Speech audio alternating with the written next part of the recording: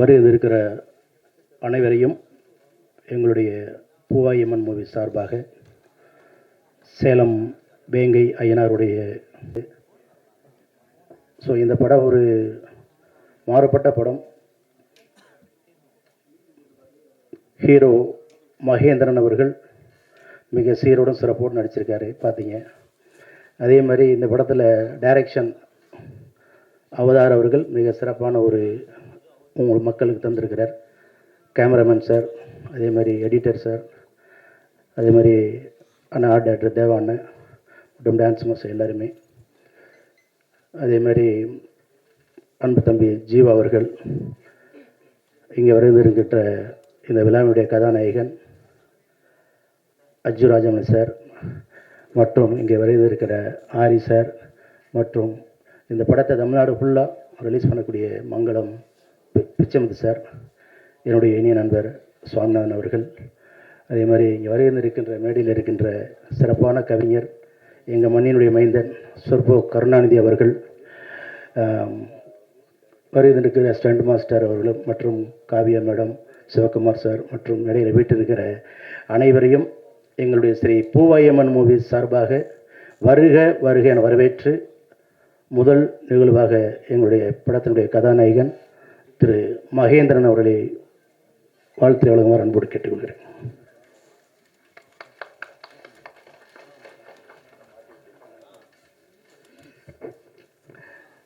எல்லாருக்கும் வணக்கம். ஓகே, என்ன ஃபஸ்ட்டு கூப்பிடணும்னு எனக்கு தெரியவே தெரியாது. பட் இருந்தாலும் நான் ஃபஸ்ட்டு பேச ரொம்ப சந்தோஷப்படுறேன். நான் ஃபஸ்ட்டு டைரக்டர்கிட்டேருந்து ஸ்டார்ட் பண்ணுறேன். அவதார் ரொம்ப டிஃப்ரெண்ட்டான ஒரு பர்சன். எனக்கு அவர்கிட்ட ரொம்ப பிடிச்ச விஷயமே வந்துட்டு ஒரு வேலையை ஸ்டார்ட் பண்ணுறோம், அது எங்கேயுமே நிப்பாட்டாமல் அது முட்டி மோதி அது எவ்வளோ வருஷம் ஆனாலும் எங்கே கஷ்டப்பட்டு அந்த ப்ராடக்டை வந்து என் ப்ராடக்டாக தேட்டர் வரைக்கும் கொண்டு வருவார். நான் ஏன் இதை சொல்கிறேன் அப்படின்னா, இது ஒரு ஒரு 3 to 4 இயர்ஸாகவே இந்த ப்ராஜெக்ட் வந்துட்டு டேக் ஆஃப் ஆகுது. அப்புறமா நிறைய செலவுகள்னால வந்து ஹோல்ட் ஆகுது. ஸோ எங்களுக்கு நிறைய இஷ்யூஸ் இருந்துச்சு, ஆனால் அவருக்கு எங்கேயுமே கிடையாது. ஸோ அவ்வளோ நல்லா ஹேண்டில் பண்ணார். நான் அவரை ரொம்ப நம்பினேன். ரொம்ப க்ரேஸியான ஒரு டைரக்டர்.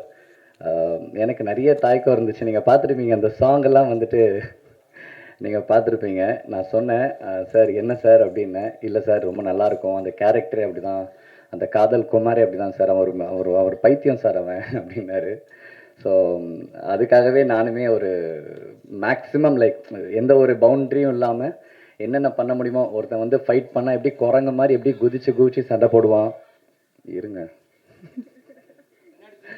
ஸோ ஒருத்தன் வந்து ஒரு மங்கி மாதிரி ஒரு கிரேஸியான ஒரு பர்சன் எப்படி ஃபைட் பண்ணுவான், அவன் டான்ஸ் ஆனால் எப்படி, அவனுக்கு பவுண்ட்ரியே கிடையாது. அவனுக்கு வந்துட்டு இப்படி தான் ஒரு மனுஷாக இருக்கணுன்றதுலாம் அவனுக்கு கிடையவே கிடையாது. ஸோ அப்படி ஒரு கேரக்டராக பண்ணியிருக்கேன். நான் நிறைய கற்றுக்கிட்டேன் இந்த படத்தில்.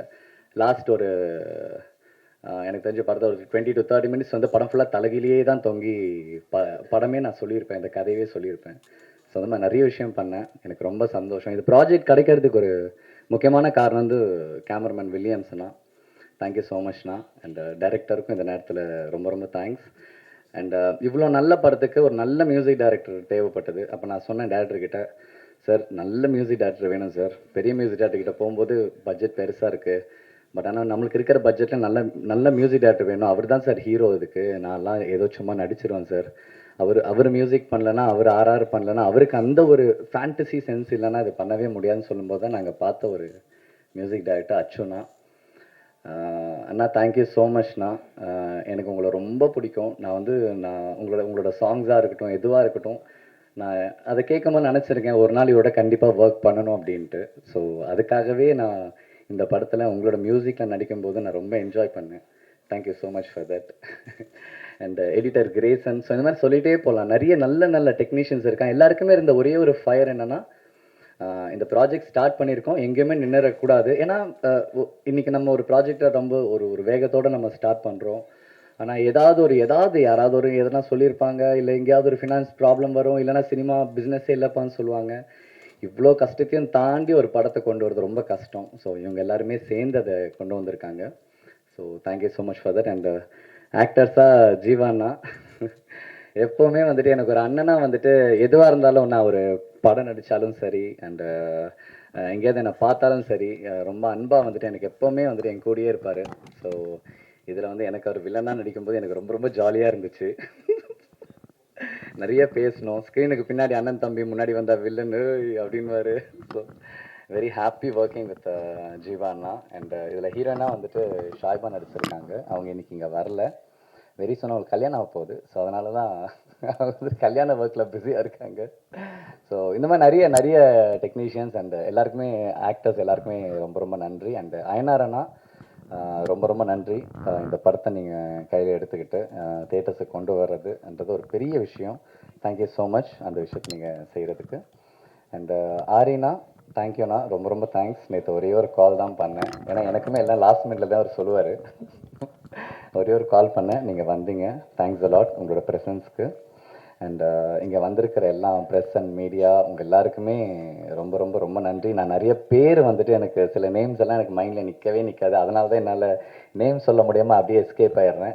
அண்டு ஸ்டேஜில் இருக்கிறவங்களுக்கும் அண்டு எங்களை சப்போர்ட் பண்ண இந்த ப்ரெஸ் அண்ட் மீடியா மக்கள், என்னோடய ஃப்ரெண்ட்ஸ், என் ஃப்ரெண்ட்ஸ் இங்கே நிறைய பேர் எனக்காக வந்திருக்கானுங்க. மச்சான் தேங்க்ஸ் அலாட் நீங்களாம் வந்ததுக்கு. ஃப்ரெண்ட்ஸ் ரொம்ப ரொம்ப முக்கியம் லைஃப்பில். ஏன்னா அவங்க வந்து எங்கேயோ ஒரு இடத்துல வந்துட்டு நம்மளை ரொம்ப நம்புவாங்க. அவங்க எவ்வளோ கஷ்டத்தில் இருந்தாலும் கை கொடுத்து நீ வா ஏன் நான் அவனை கூப்பிட்டு போகிறேன்னு சொல்லிட்டு அவனுங்களும் கூப்பிட்டு போவாங்க. ஸோ அந்த மாதிரி ஃப்ரெண்ட்ஸ் எனக்கு நிறைய கிடச்சிருக்காங்க. ஸோ தேங்க்யூடா உங்கள் எல்லாருக்குமே. அண்ட் இந்த படம் வெரி சூன் தேட்டருக்கு வருது. கண்டிப்பாக நீங்கள் எல்லாம் பாருங்கள். அண்ட் திருமலைன்னா தேங்க்யூ, உங்கள் பேரை மறந்துட்டு சாரி. அண்ட் எல்லாருக்குமே ரொம்ப ரொம்ப நன்றி நீங்கள் வந்ததுக்கு. Thank you, thanks a lot. தேங்க்யூ. அதாவது இந்த கதை பிரகாரம் எந்த ஹீரோவும் இந்த கதைக்கு நடிக்க மாட்டாங்க. ஏன்னா படத்தில் பார்த்தீங்கன்னா முக்கால்வாசி வந்து தலைகீழாக வர்ற ஷாட்ஸ் தான் இருக்கும். ஸோ அதை வந்து மகேந்திரன் துணிச்சலாக பண்ணதுக்கு உண்மையிலே மகேந்திரனுக்கு நான் நன்றி சொல்கிறேன். உங்களுடைய எல்லாரும் கைதட்டலும். அதே மாதிரி இந்த படத்தில் முதல் முறையாக அவர் வந்து பிஸியாக இருக்கார். இந்த ஹீரோ விஜய் சேதுபதி சார் வந்து பயங்கர பிஸி. அவர் இந்த படத்தில் ஒரு அருமையான ஒரு பாட்டை பாடியிருக்காரு. ஸோ இப்போ தான் ஏர்போர்ட்டில் இறங்கியிருக்காரு. நேராக இங்கே வரலாம், இல்லை வீட்டுக்கு போகலாம். கண்டிப்பாக அண்ணன் இங்கே வருவார்னு எதிர்பார்க்குறேன். Thank you.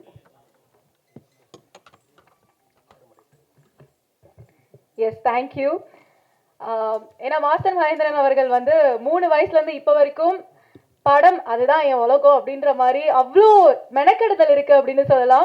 Such a passionate actor. நாங்கள் என்றைக்குமே நீங்கள் பேஷனேட்டாக டெடிக்கேட்டடாக இருக்கிறதுக்கு ஒரு பெரிய ஃபேர் அப்படின்னு சொல்லலாம். விடாமுயற்சி என்றைக்குமே நம்மளுக்கு சக்ஸஸை கொடுத்துட்டே இருக்கும்ன்றதுக்கு மாஸ்டர் மகேந்திரன் அவர்கள் ஒரு பெரிய எக்ஸாம்பிள் நினைக்கிறேன். Thank you so much. ஸோ அடுத்தபடியாக டிரெக்டர் அண்ட் ப்ரொடியூசர் திருமலை அவர்களை பேச அழைக்கிறேன். ஒரு சில வார்த்தைகள் ப்ளீஸ்.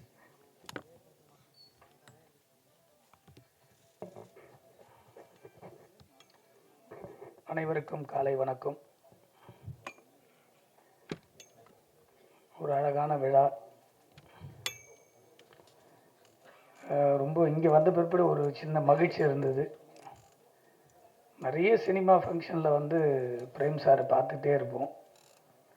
முதல் முறையாக சினிமாவில் வந்து இணைந்து ஒரு படத்தில் ஒரு தயாரிப்பாளராக இருப்பது பெரும் மகிழ்ச்சி. காரணம், நிறைய படத்துக்கு பின்னாடி நம்மளுக்கே தெரியாமல் எவ்வளவோ பேருடைய உழைப்புகள் இருக்குது. அந்த உழைப்புகள்லாம் தெரியாமல் போயிட்டே இருக்குது. ஸோ இந்த படத்தில் அவர் வந்து ஃப்ரண்ட்டில் நிற்கும்போது உண்மையிலேயே மகிழ்ச்சியாக இருக்குது.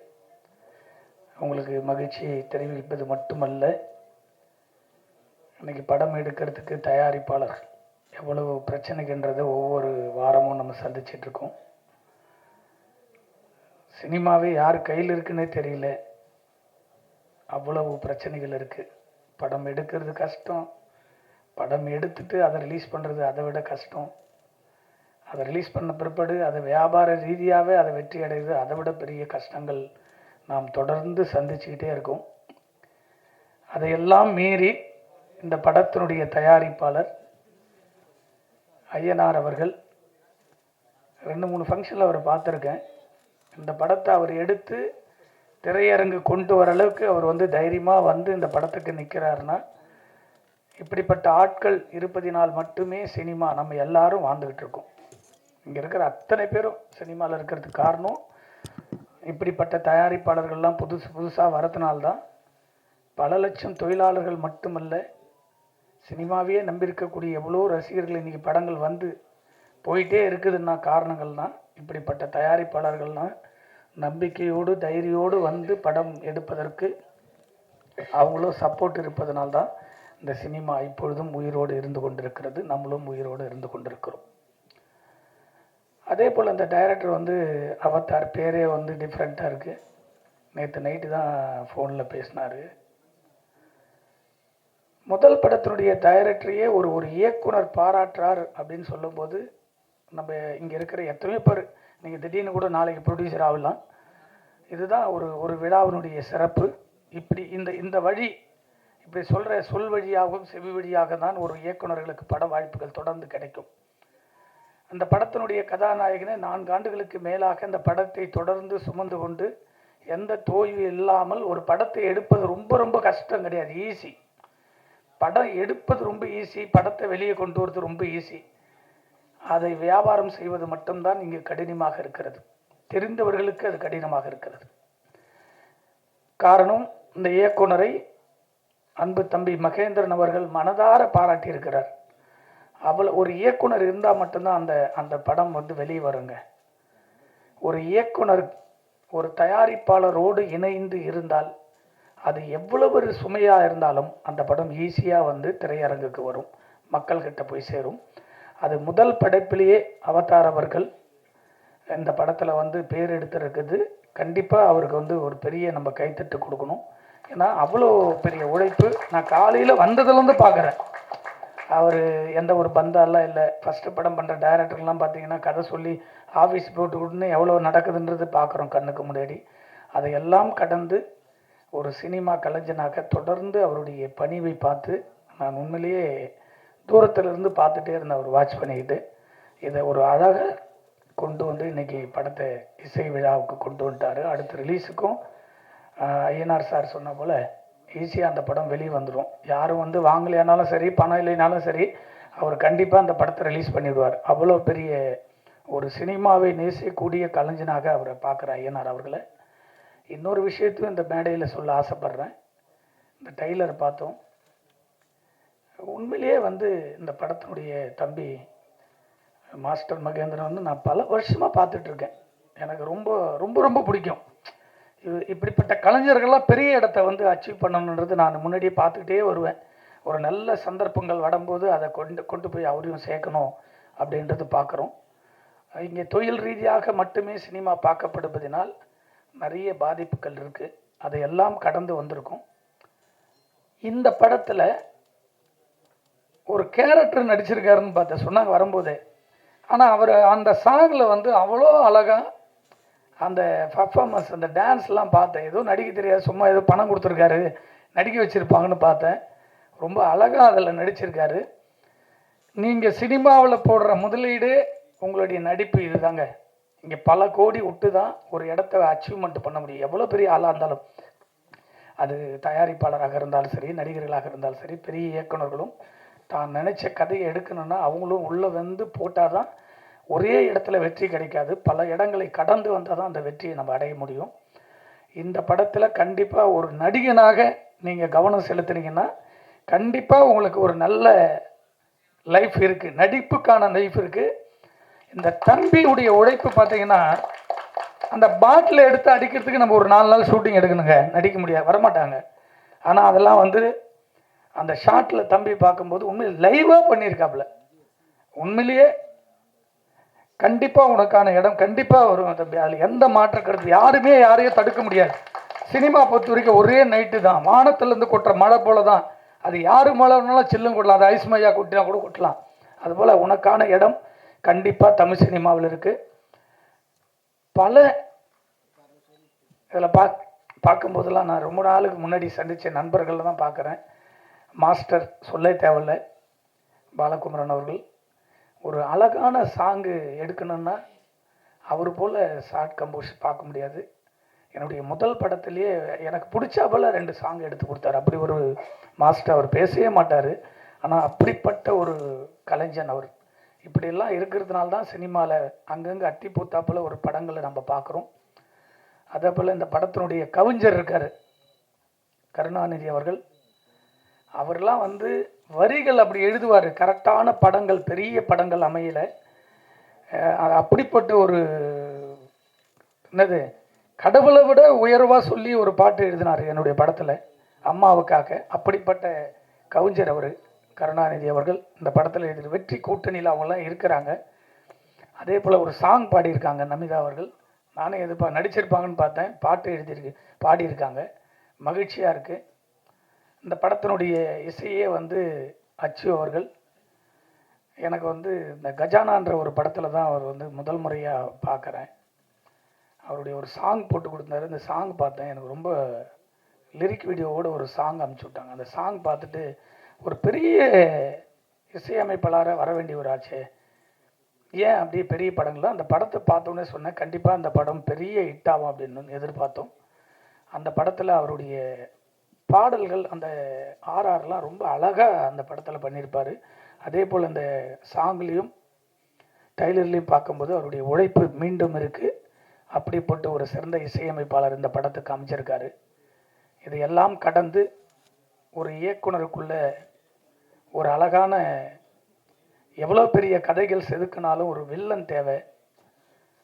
நம்மளுடைய அன்பு நம்பர் ஜீவாவை, நான் ஜீவா எப்பவுமே காமெடியாக தான் பார்த்துட்டே இருப்பேன். இந்த படத்தில் பெரிய வில்லன் ஆகிட்டாவில். ஜீவாவை இனிமேல் பிடிக்கவே முடியாது. வாழ்த்துக்கள் ஜீவா.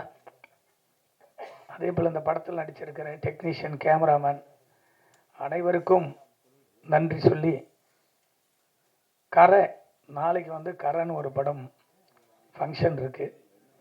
திடீர்னு இந்த படத்தினுடைய டைட்டில் கூட என்கிட்ட சொல்லலை நேற்று நைட்டு. இதுதாங்க இங்கே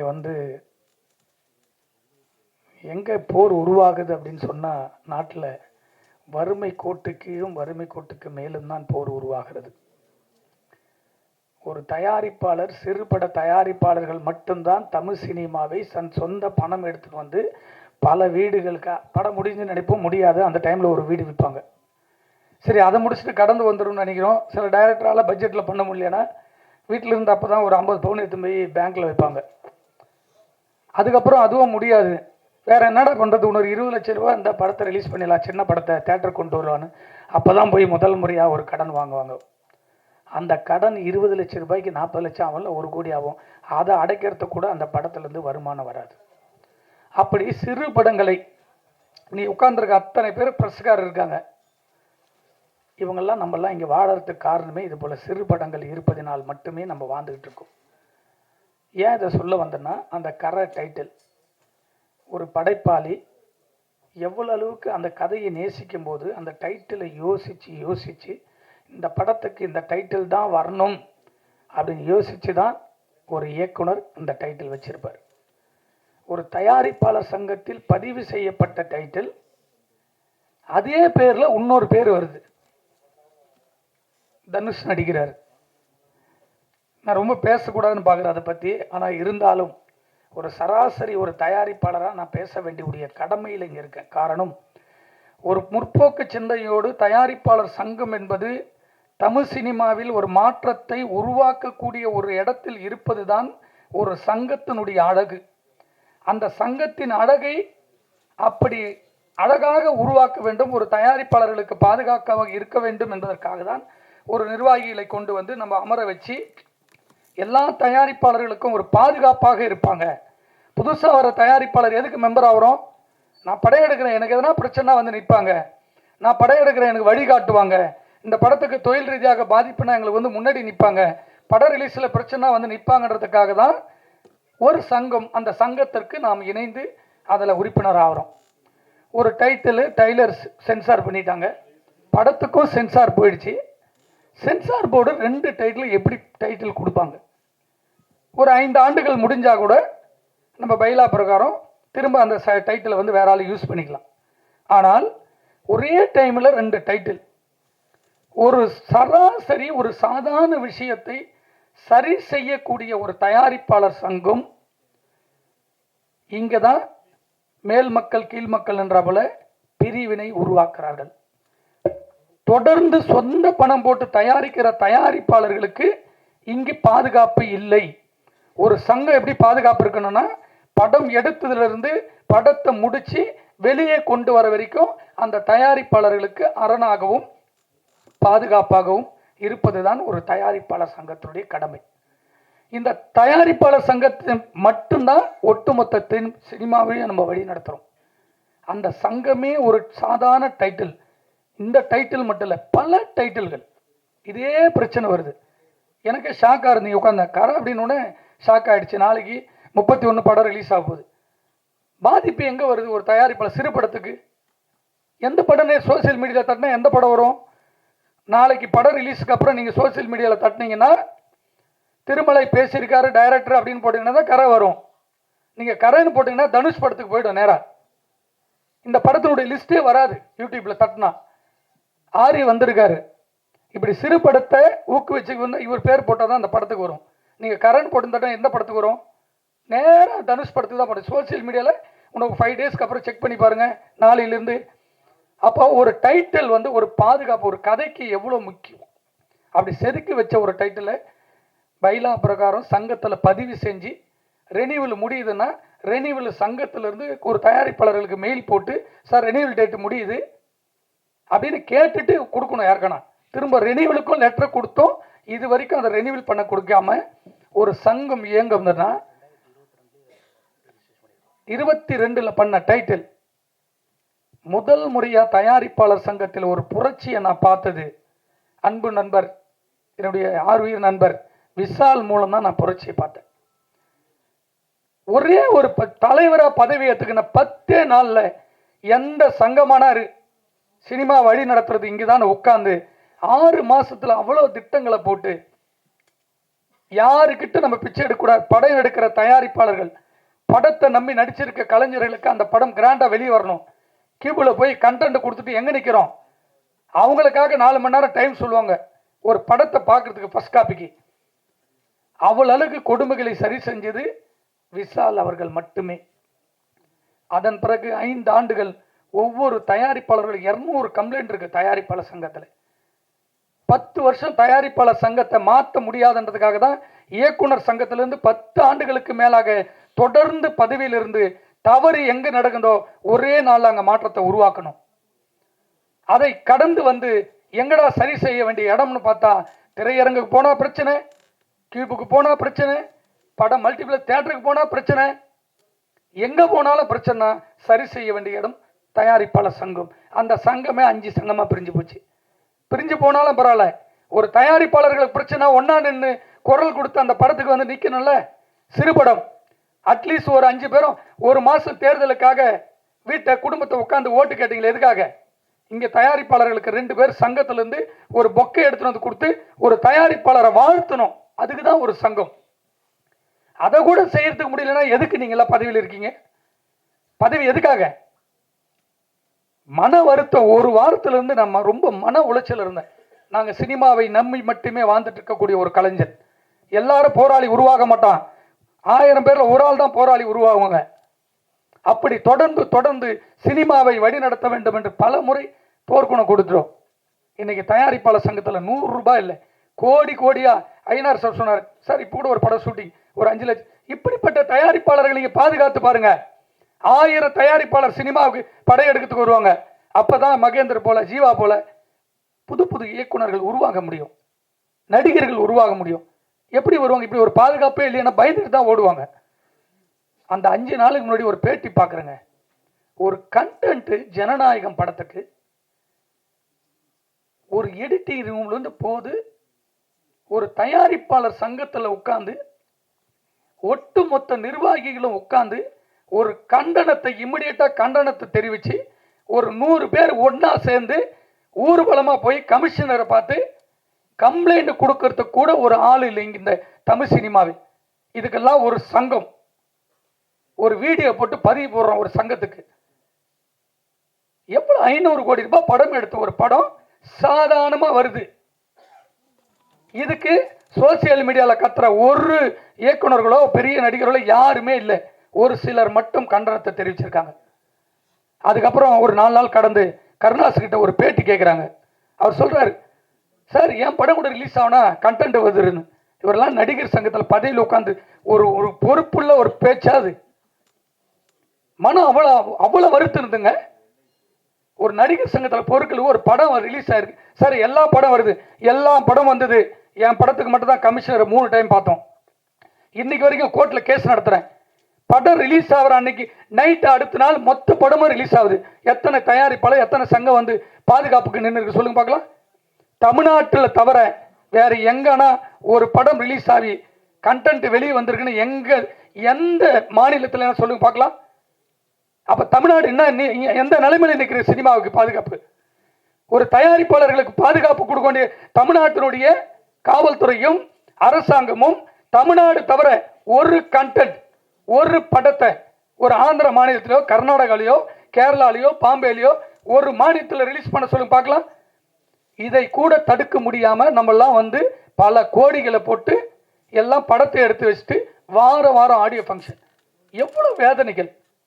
சாதாரணமாக படம் வருதுங்க. படம் இன்னைக்கு ரிலீஸ் ஈவினிங் எல்லா சோசியல் மீடியாவில் வருது, ஃபுல் படம் வருது. ஏன் தடுக்க முடியாது? கர்நாடகாவில் ஒரு ஃப்ரேம் நீங்கள் விட்டு பாரு பார்க்கலாம், வெளியே வர முடியாது. குண்டா சொத்து கூட வெளியே வர முடியாது. கரெக்ஷன் போலீஸ் நினைச்சா ஒரே நாள் கண்டுபிடிக்க முடியலாம். குறைஞ்சது தனிப்பட்ட ஒரு மனிதனாக ரொமான்ஸ்னு ஒரு படம் ரிலீஸ் ஆகுது, ஈவினிங் கண்டென்ட் வருது, நேராக உண்ணாதவரும் உட்கார போய் கமிஷன் ஆஃபீஸில் உட்கார்ந்த பிற்பாடு சார் 31 நாள் என்கொயரி, தயாரிப்பாளரை மட்டுமே கேள்வி கேட்குறாங்க. எத்தனை கோடி படம் போட்டீங்க, எப்போ போட்டீங்க, என்ன பண்ணீங்க, எப்படி கண்டென்ட் போச்சுன்னு. ஏன்டா கண்டென்ட் இந்த சோசியல் மீடியாவில் இந்த சைட்டில் ஃபுல் படத்தை போடுறான். ஏன் படம் மட்டும் இல்லைங்க, வாரம் ரிலீஸ் ஆகிற எல்லா படம் வருது. ரஜினி சார் படம், கமல் சார் படம், எல்லா படம் வருது. அதை தடுப்பது யாருடைய கடமை? இது வரைக்கும் ஒரு நாள் இதுக்காக எதிர்த்து எந்த சங்கமான உண்ணாவிரதம் இருந்திருக்கா? ஒரு சங்கம் சொல்லுங்க. இத்தனை பத்திரிகை இருக்கிறீங்களே, இத்தனை பேர் நீங்க இருக்கீங்களா, இத்தனை பேர் யாரா ஃபுல் படம் கண்டிச்சிருக்கீங்களா? இதையெல்லாம் வேதனையோடு ஹீரோ கண்டுக்கல யார் சொன்னது? முதல் கடிதமே அவர் அமைச்சிருக்காரு. யார் சொல்லன்றது? ஹீரோ வந்து முதல் கடிதமே அவர் அமைச்சிருக்காரு. யார் சொன்னது? எது லேட்டானா எப்போ அமைச்சாரு? அவர் டைமோடு பாருங்க. சோசியல் மீடியாவில் அனௌன்ஸ் பண்ண உடனே முதல் மீட்டிங் பெப்சியோட நடக்குது. பெப்சி மீட்டிங் போறதுக்கு முன்னாடியே விஜய் அவர்கள் அவருடைய கடிதத்தில் இமிடியேட்டா கமிஷன் ஆஃபீஸ் கம்ப்ளைண்ட் கொடுக்குறாரு. ரெக்கார்ட்ல பாருங்க, ரெக்கார்ட்ல காமிங்க. நான் சொல்றேன் உங்களுக்கு. ப்ரொடியூசர் கவுன்சில் போட்டது 3 நாளைக்கு அப்புறம் முதல் மீட்டிங் போட்டது நடப்பு சங்கம். உடனடியாக சோசியல் மீடியால நீங்க கேட்டது வரவேற்கும் பிரதர். நீங்க தயாரிப்பாளர் சங்கத்தில் கேட்டீங்களா? என்னைக்கு மீட்டிங் போட்டாங்க?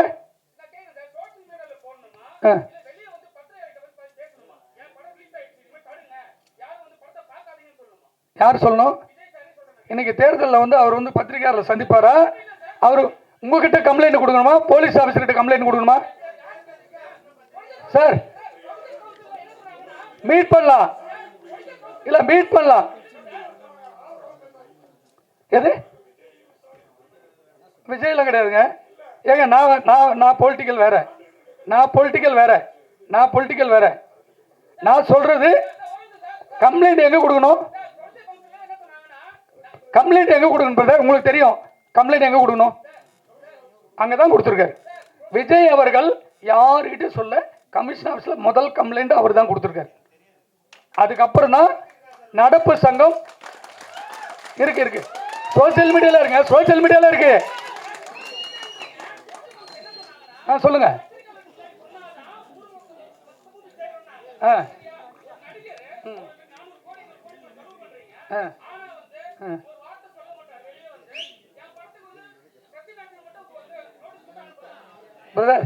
பிரதர் உங்களுக்கு ரெக்வஸ்ட் சொல்ல, பர்சனல் வேற. அவருடைய ஃபுல் படத்தை ஒரு தயாரிப்பாளர் கம்ப்ளைண்ட் கொடுக்குறாரு. நடிகர் முதலையே கம்ப்ளைண்ட் போட்டு இந்த படம் லீக் அவுட் ஆயிடுன்னு கமிஷன் ஆஃபீஸர் கொடுக்குறாரு. தயாரிப்பாளர்கள் கொடுக்குறாங்க. இதை நாம் ஒட்டுமொத்த இண்டஸ்ட்ரி சேர்ந்து தான். நான் தான் சொல்கிறேன், ப்ரெஸ் எங்கே இருக்குது? தனியாகவா இருக்குது? சினிமா குடும்பம் தானே. நாம் ஒன்றா சேர்ந்து இதை கண்டனம் தெரிவிச்சிருக்கணும். நம்ம தெரிவிக்கல, நம்ம மேலே தப்பு இருக்குல்ல. விஜயை விட்டுருங்க, டெய்லி ரிலீஸ் ஆகிற படம்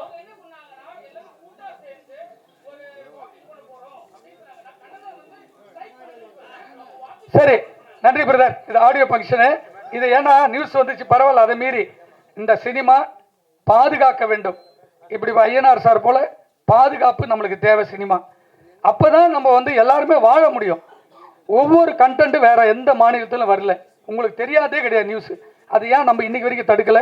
தடுப்பதற்கு நாம் அனைவரும் சேர்ந்து ஒரு பெரிய முயற்சி எடுக்க வேண்டும் என்று இங்க இருக்கிற எல்லாருக்கும் நன்றி சொல்ல கடமைப்பட்டிருக்கேன். நன்றி, வணக்கம்.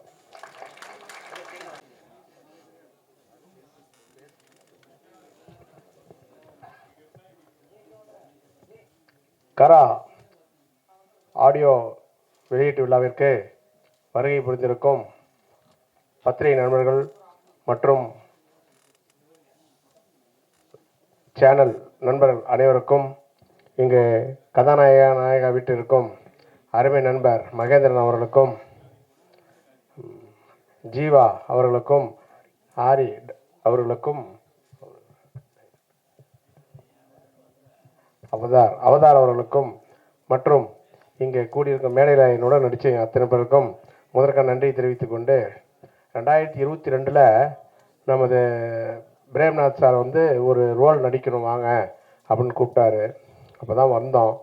அந்த படத்தில் வந்து கடைசியாக ப்ரொடியூசராக பண்ணிக்கணும்னு சொல்லி ஜாயின் பண்ணிட்டு ப்ரொடியூசராக பண்ணிட்டோம். அதில் பார்த்தீங்கன்னா நைட்டும் பகலும் போட்டு புழிஞ்சு எடுத்தாங்க. பாவம் மகேந்திரன் அவர் பாவம் ரொம்ப சிரமப்பட்டார். ஜீவா அந்த முதலை வச்சு படம் எடுத்திருக்காங்க. அதாவது ஃபஸ்ட்டு முதல் படம் அப்படிங்கிற முதலையில் வச்சு எடுத்ததுனால இந்த படத்தை நம்ம எப்படியாவது நம்ம ப்ரொடியூஸ் பண்ணோம் அப்படின்னு சொல்லி நாம் இந்த படத்தை ப்ரொடியூஸ் பண்ணோம். கிட்டத்தட்ட 2022 இந்த படத்தை வந்து டைட்டில் எல்லா தமிழ்நாடு, ஆந்திரா, கர்நாடகா, கேரளா, ஹிந்தி 5 மொழியிலையும் நாங்கள் வந்து டைட்டில் பதிவு பண்ணிட்டோம். அப்புறம் இப்போ புதுசாக ஒரு படம் டைட்டில் வந்திருக்குதுன்றாங்க. அது நம்மளுக்கு தெரியல அது என்னன்னு. ஆனால் இந்த படத்தை வந்து நாங்கள் 2022 நாங்கள் எல்லா ரெக்கார்டும் எங்ககிட்ட இருக்குது, பதிவு பண்ணிட்டோம். அது எப்படி வெளியே விடுறாங்கன்னு சார் அது அருமையான ஒரு கருத்து சொன்னார். ஒரு பாதுகாப்பு வேணும்னு சொல்லி. அது உண்மைதான்.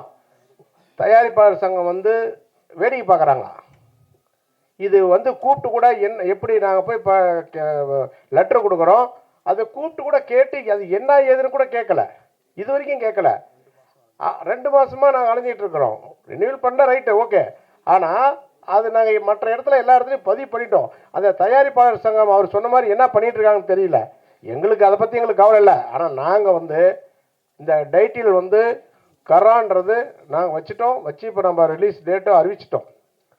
இப்போ நாம் வந்து அவர் சொன்ன மாதிரி இப்போ சேலத்தில் வந்து ஷூட்டிங் எடுத்துகிட்டு இருக்காங்க. அதை இப்போ கூட ஒரு படம் தாலின்னு ஒரு படம் எடுத்துகிட்டு இருக்கிறாங்க. எல்லாத்துக்கும் சாப்பாடு போட்டு ரூம் செலவு நான் தான் கொடுத்துட்டு இருக்கிறேன். நீங்கள் வேணால் வந்து பாருங்கள். இப்போ 10-12 நாளாக ஷூட்டிங் போயிட்டு இருக்குது. சினிமாக்காரங்க வராங்க. எனக்கு சினிமாவுக்கும் சம்மந்தமே இல்லை. நான் சேர்மனாக இருக்கிறேன். சேலத்தில் மல்லூர் பேரூராட்சியில் ஒரு சேர்மேன். நம்ம வந்து ஒரு ரியல் எஸ்டேட் பண்ணிகிட்டு இருக்கிறோம். நான் வருஷம் ஆண்டுதோறும் ஒரு எங்கள் கோயில் திருவிழாவுக்கு ஒரு பெரிய ஆர்டிஸ்ட்டை கூட்டிகிட்டு போவோம். கிட்டத்தட்ட எனக்கு சார் பிரேம்நாத் சார் 30 வருஷமாக தெரியும். இந்த சினிமா அப்படி கால் வச்சதுக்கு காரணமே பிரேம்நாத் சார் தான். எனக்கும் சினிமாவுக்கும் என்ன ஒரு நூலளவு கூட எங்களுக்கு அது சம்மந்தமே இல்லை. இருந்தாலும் இவர் நல்ல மனுஷன். பிரேம்நாத் சார் வந்து நிறைய பேர் சினிமாவில் உங்களுக்கு தெரியாதில்ல. நானே 2-3 பேர்த்திட்டு ஏமாந்துட்டேன் இங்கே வந்து சென்னையில். அது வேற கதை. ஆனால் இவர் சொன்னால் கண்டிப்பாக நான் செய்வேன். சார் இப்போ இந்த படத்தை நீங்கள் பண்ணணும் சார் அப்படின்னு சொல்லிட்டான்னா கண்டிப்பாக பண்ணுவேன். என்ன காரணம்னா அந்த நம்பிக்கை எனக்கு அவர் மேலே. எனக்கு கிட்டத்தட்ட நான் சினிமாவில் பார்த்துருக்கேன், நிறைய பேரை பார்த்துட்டேன். என்னை அதாவது சினிமாவில் வந்து நிறைய பேர் என்ன பண்ணுறாங்கன்னா ஒரு 5% நல்லா இருக்காங்க. மீதி ஒரு 95% வந்து பார்த்தீங்கன்னா அது நான் சொல்லக்கூடாது. ஏன்னா நானே சினிமா படம் எடுத்துகிட்டு நானே தப்பாக சொல்லக்கூடாது, தப்பாகி போயிடும். ஏன்னா இப்போ இதாக பேசுகிறாங்கன்னு சொல்லி. நாங்கள் வந்து இப்போ ஒரே ஒரு உதாரணம் மட்டும் சொல்கிறேன். நான் வந்து எங்கள் அப்பா இருக்கார், டெத் ஆகிட்டார்.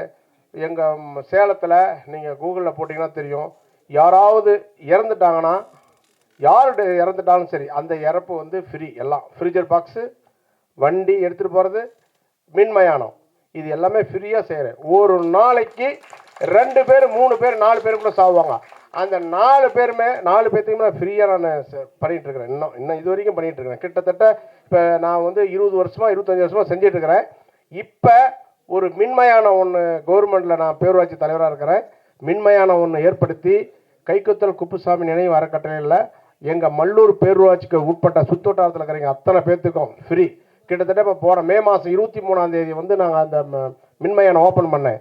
121 பாடி அனைத்து சமுதாயத்தினருக்கும் நான் ஃப்ரீயாக அடக்கம் பண்ணிட்டு இருக்கிறேன். நீங்கள் இதெல்லாம் எல்லாமே இருக்காங்க, மீடியா இருக்காங்க, ஓப்பனாக பப்ளிக்காக சொல்கிறேன். நீங்கள் எங்கேனாலும் நான் மேடைக்காக பேசலை, அதை சோசியல் சர்வீஸ் நாங்கள் பண்ணிட்டு இருக்கிறீங்க. சரி, சினிமாவிலேயே இவர் கொண்டு வந்து நம்மளை விட்டார். நம்ம இந்த படம் பார்த்தீங்கன்னா ரொம்ப சிரமப்பட்டு நம்ம டைரக்டர் அவதாரம் சொல்லணும்னா பாவம் அவர்லாம் நான் என்ன சொல்கிறதுனே தெரியல. சினிமாவில் டைரக்ட் 4 வருஷமாக அந்த படத்தை அவரால் பாவம் அது வேற ஒரு பல சிக்கலில் மாட்டினார். இருந்தாலும் கடைசியாக நான் அந்த இவங்களாம் கஷ்டப்பட்டாங்களே அந்த ஒரே ஒரு காரணத்துக்காக தான் நான் இந்த படத்தை நான் தயார் பண்ணிடுறேன் அப்படின்னு சொல்லி ரொம்ப சிரமப்படுத்துகிறார். சார் என்னுடைய லைஃப் சார், என் லைஃபே போயிடும் சார், எனக்கு 4 வருஷமாக இந்த இதை விட்டு என் பொண்டாட்டி பிள்ளைங்களாம் விட்டுட்டு நான் இருக்கேன் அப்படின்னு சொன்னார். ஓப்பனாக தான் இங்கே தான் இருக்கார் சொல்கிறேன். அவர் இந்த பிரேம்நாத் சார்லாம் அவங்களாம் சொன்னதுனால தான் நாம் இந்த படத்தை நம்ம எப்பாடுபட்டால் பண்ணணும். இதில் பார்த்தீங்கன்னா இந்த டைட்டில் பிரச்சனை இப்போ ஆரம்பிச்சுக்கிடுச்சு. இப்போ நாளைக்கு அவங்க ஒரு ஆடியோ லைன் பண்ணுறாங்கட்டாங்குது. அது நம்மளுக்கு தெரியாது, அது நம்மளுக்கு தெரியல. ஆனால் இருந்தாலும் நாங்கள் மே 15ஆம் தேதி நாங்கள் வச்சுருக்காங்க. நான் அவர் 30ஆம் தேதி தான் வைக்க சொல்லியிருந்தேன். இவர் மே 5 இப்போ வச்சிருக்க ரிலீஸ் டேட்டு சொல்லியிருக்காங்க. அது எப்படின்னு தெரியல. இருந்தாலும் இந்த படத்துக்கு இங்கே வாழ்த்தின அத்தனை நடிகர்கள், டெக்னீஷியன் அத்தனை பேருக்கும், சோசியல் மீடியா மற்றும் கேமராமேன் அனைவருக்கும் நன்றி கூறி, வாய்ப்புக்கு நன்றி கூறி விடைபெறுகிறேன். நன்றி, வணக்கம். Thank you sir. நட்பும் நம்பிக்கையும் சேர்ந்துதான் கரா உருவாக்கியிருக்கு அப்படின்னு நீங்க சொல்லி தெரியுது. ஸோ அடுத்தபடியாக இவரை பத்தி சொல்லணும்னா த handsome and the smart hero அப்படின்னு சொல்லலாம். ஸோ தமிழ் சினிமாலேயே மாலை பொழுதின் மயக்கத்திலே அப்படின்னு 2012 அந்த படம் வந்தது. இப்போ 2 மாசம் முன்னாடி 4th ஃப்ளோர் அப்படின்னு ஒரு டெய்லர் பார்த்தேன். ரெண்டுத்துலயுமே மனுஷன் அப்படியே தான்ப்பா இருக்காரு. ஏஜிங் லைக் ஃபைன் ஒயின் அப்படின்னு சொல்லலாம் அவரு. அதையும் தாண்டி சினிமா அப்படின்ற விஷயத்த ரொம்ப அழகா கையாண்டு இன்னி வரைக்கும் குவாலிட்டி கண்டென்ட் ஃபிலிம்ஸை நம்மளுக்காக கொடுத்துட்டு இருக்காரு. அண்ட் அவரோட பேச்சு என்னைக்குமே ஒரு மோட்டிவேஷன் தரும் நம்மளுக்கு. So it's none other than let's welcome Aari அவர்கள் ஒரு சில வார்த்தைகள் பேசுமாறு கேட்டுக்கொள்கிறேன்.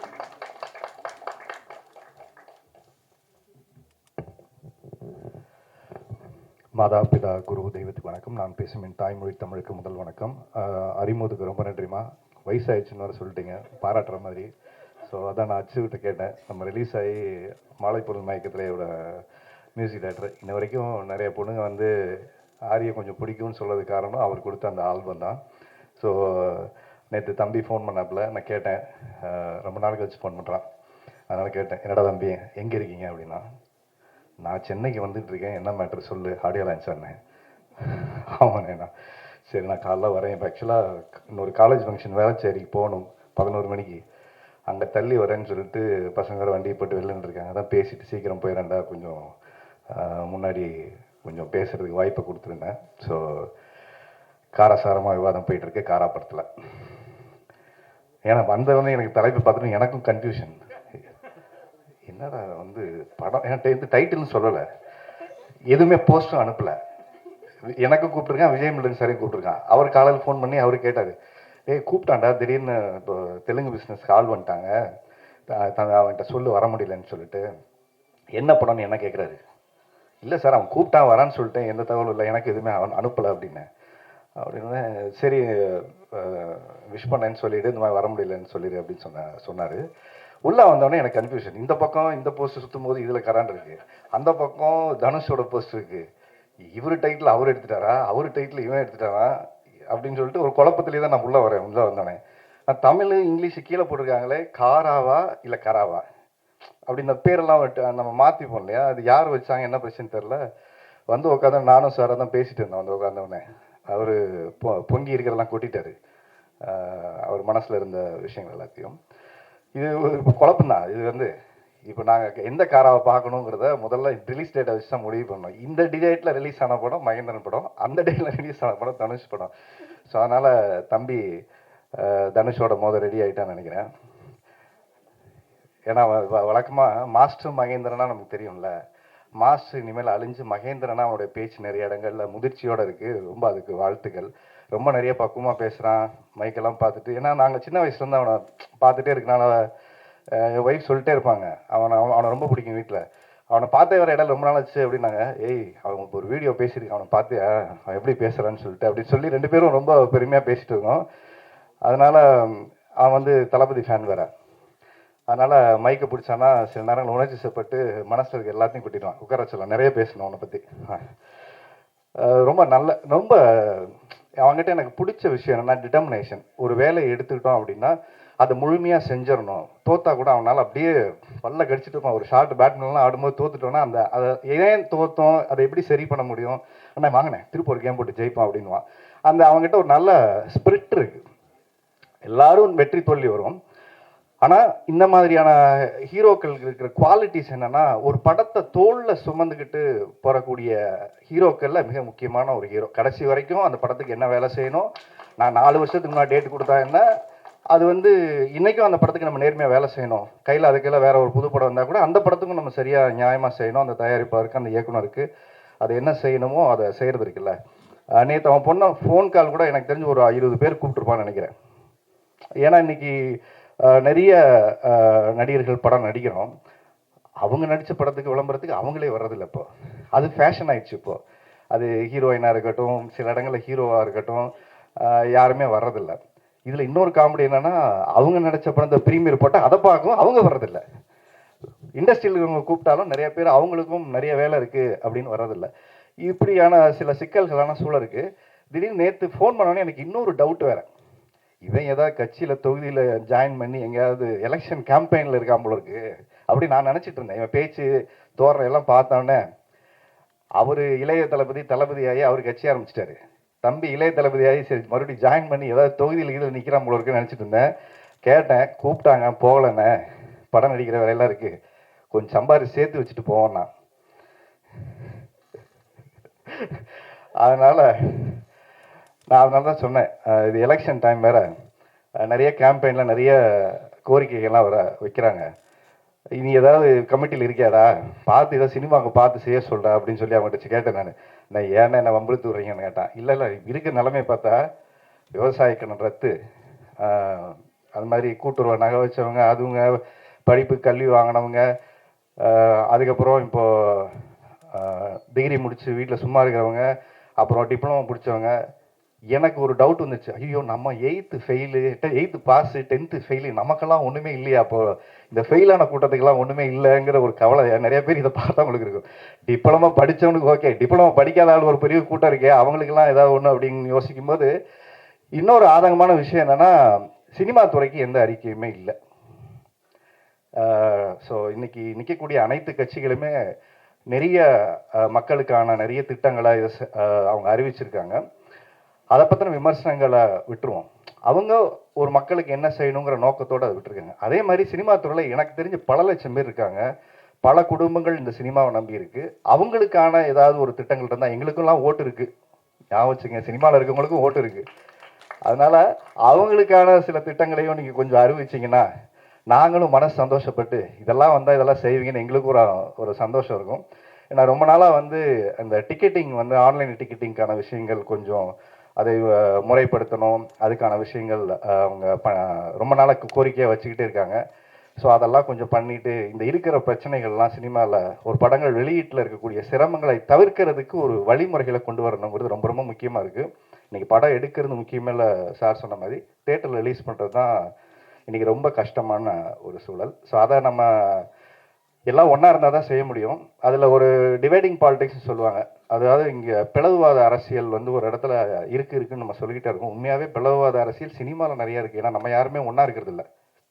அதுதான் ரொம்ப தமிழ் சினிமாவுடைய மிக வருத்தப்படக்கூடிய விஷயம். என்னென்னா, மற்ற இண்டஸ்ட்ரியில் இருக்கிற ஒரு யூனிட்டி இருக்குல்ல, இப்போ அண்ணன் ப்ரெஸ் அவருக்கு ஒரு பிரச்சனைனா நான் வந்து நிற்கிறதோ, இல்லை எனக்கு ஒரு பிரச்சனைனா புது பிரச்சனையை சொல்கிறேன். இண்டிவிஜுவலாக தனிப்பட்ட கருத்து வேறுபாடுகள் எல்லாருக்குமே இருக்கும். ஆனால் நம்ம இருக்கக்கூடிய தொழில் சார்ந்து இருக்கக்கூடிய விஷயம், நான் ஒர்க் பண்ணி ஆடியோ லான்ச்சே நடக்கலை, இந்த மாதிரி ஒரு நிகழ்வு நடக்காது. இங்கே சாப்பிட்றவருக்கு வேலை கிடைக்காது, இது மாதிரி தேட்டர் இருக்கிறவங்களுக்கு ஒரு ரெண்ட் கிடைக்காது, இது மாதிரி இந்த கேமரா எடுத்துகிட்டு வரவங்களுக்கு அவங்களுக்கு ஒரு இருக்குது, அதுக்கு பின்னாடி வேலை செய்கிறவங்க இருக்காங்க, அதுக்கு முன்னாடி யூடியூப்போ ஒரு சேனலோ வச்சுருக்கு. இத்தனை எல்லாமே பொருளாதார ரீதியாக ஒரு மிகப்பெரிய பாதிப்புக்குள்ளாகக்கூடிய சூழல் இருக்குது. நம்ம ஏதோ பார்க்குறோம், இது அவருக்கு நடக்குது இவருக்கு நடக்குதுல்ல, இது நமக்கு நடந்துக்கிட்டு இருக்கு. இன்றைக்கி எங்கோ வாரம் நடக்குது. ஆனால் யோசிச்சு பாருங்கள், இன்றைக்கி நம்ம வீட்டில் குடும்பத்தில் பொருளாதார ரீதியாக பிரச்சனை, கேஸ் விலை ஏறிடுச்சு, பெட்ரோல் டீசல் விலை ஏறிடுச்சு, பொருளாதார ஏறிடுச்சு, வாங்கின சம்பளம் அதே தான். ஆனால் நீங்கள் செலவு பண்ணக்கூடிய அந்த வருமானத்தில் செலவு அதிகமாகிடுச்சு. அப்போ இந்த இன்ஃப்ளேஷன் அதிகமாகிடுச்சுன்னா நாளைக்கு என்ன பண்ணுவோம்? அடுத்து வட்டி கூட்டிடுவாங்க. யாரெல்லாம் லோன் வாங்கி வச்சுருக்கீங்களோ அப்படியே மனசில் பக்குன்னு இருக்கும். அடுத்து ரெப்போ ரேட்டு வந்துச்சுன்னா வட்டி ஏறிச்சுன்னா லோன் ஏறிடும். இந்த மாதிரி பல பிரச்சனைகள் ஒரு இடத்துலேருந்து ஆரம்பித்து புள்ளி. நம்ம ஏதோ சாதாரண சினிமா நினைக்கிறோம். ஆனால் இந்த மாதிரியான ஒரு தயாரிப்பாளர் இங்கே வந்து ஒரு ப்ரொடியூஸ் பண்ணுறதில்ல, அவர் நல்ல மனசோடு இங்கே வந்து செய்கிறதுலையும் அடுத்த தடவை செய்யணுமா வேணாமாங்கிற இடத்துக்கு நிறைய பேர் யோசிக்கிற அளவுக்கு தள்ளப்பட்டுருவாங்க. தயாரிப்பாளர் பற்றி சொல்லணும்னா ரொம்ப சந்தோஷமாக இருந்த விஷயம் என்னென்னா, வாழ்க்கையில் எவ்வளோ முன்னுக்கு போனாலும் பெற்ற தாய் தந்தையை மறக்கக்கூடாதுன்னு நமக்கு சொல்லிக் கொடுப்பாங்க. ஆனால் அவருடைய ஃபோட்டோவை இந்த கீழே வச்சு அவர் மாலை போட்டுட்டு அதுக்கப்புறமா அவர் இந்த நிகழ்ச்சியை துவங்கினதுங்கிறது வந்து இது பார்க்குறதுக்கு ஏதோ ஊர் நாட்டானா இருக்குன்னா, அவர் மேல் வைத்திருக்கக்கூடிய மரியாதையும் அன்பும் அந்த இடத்துல இருந்து தான் எனக்கு ரொம்ப ஆரம்பிச்சது.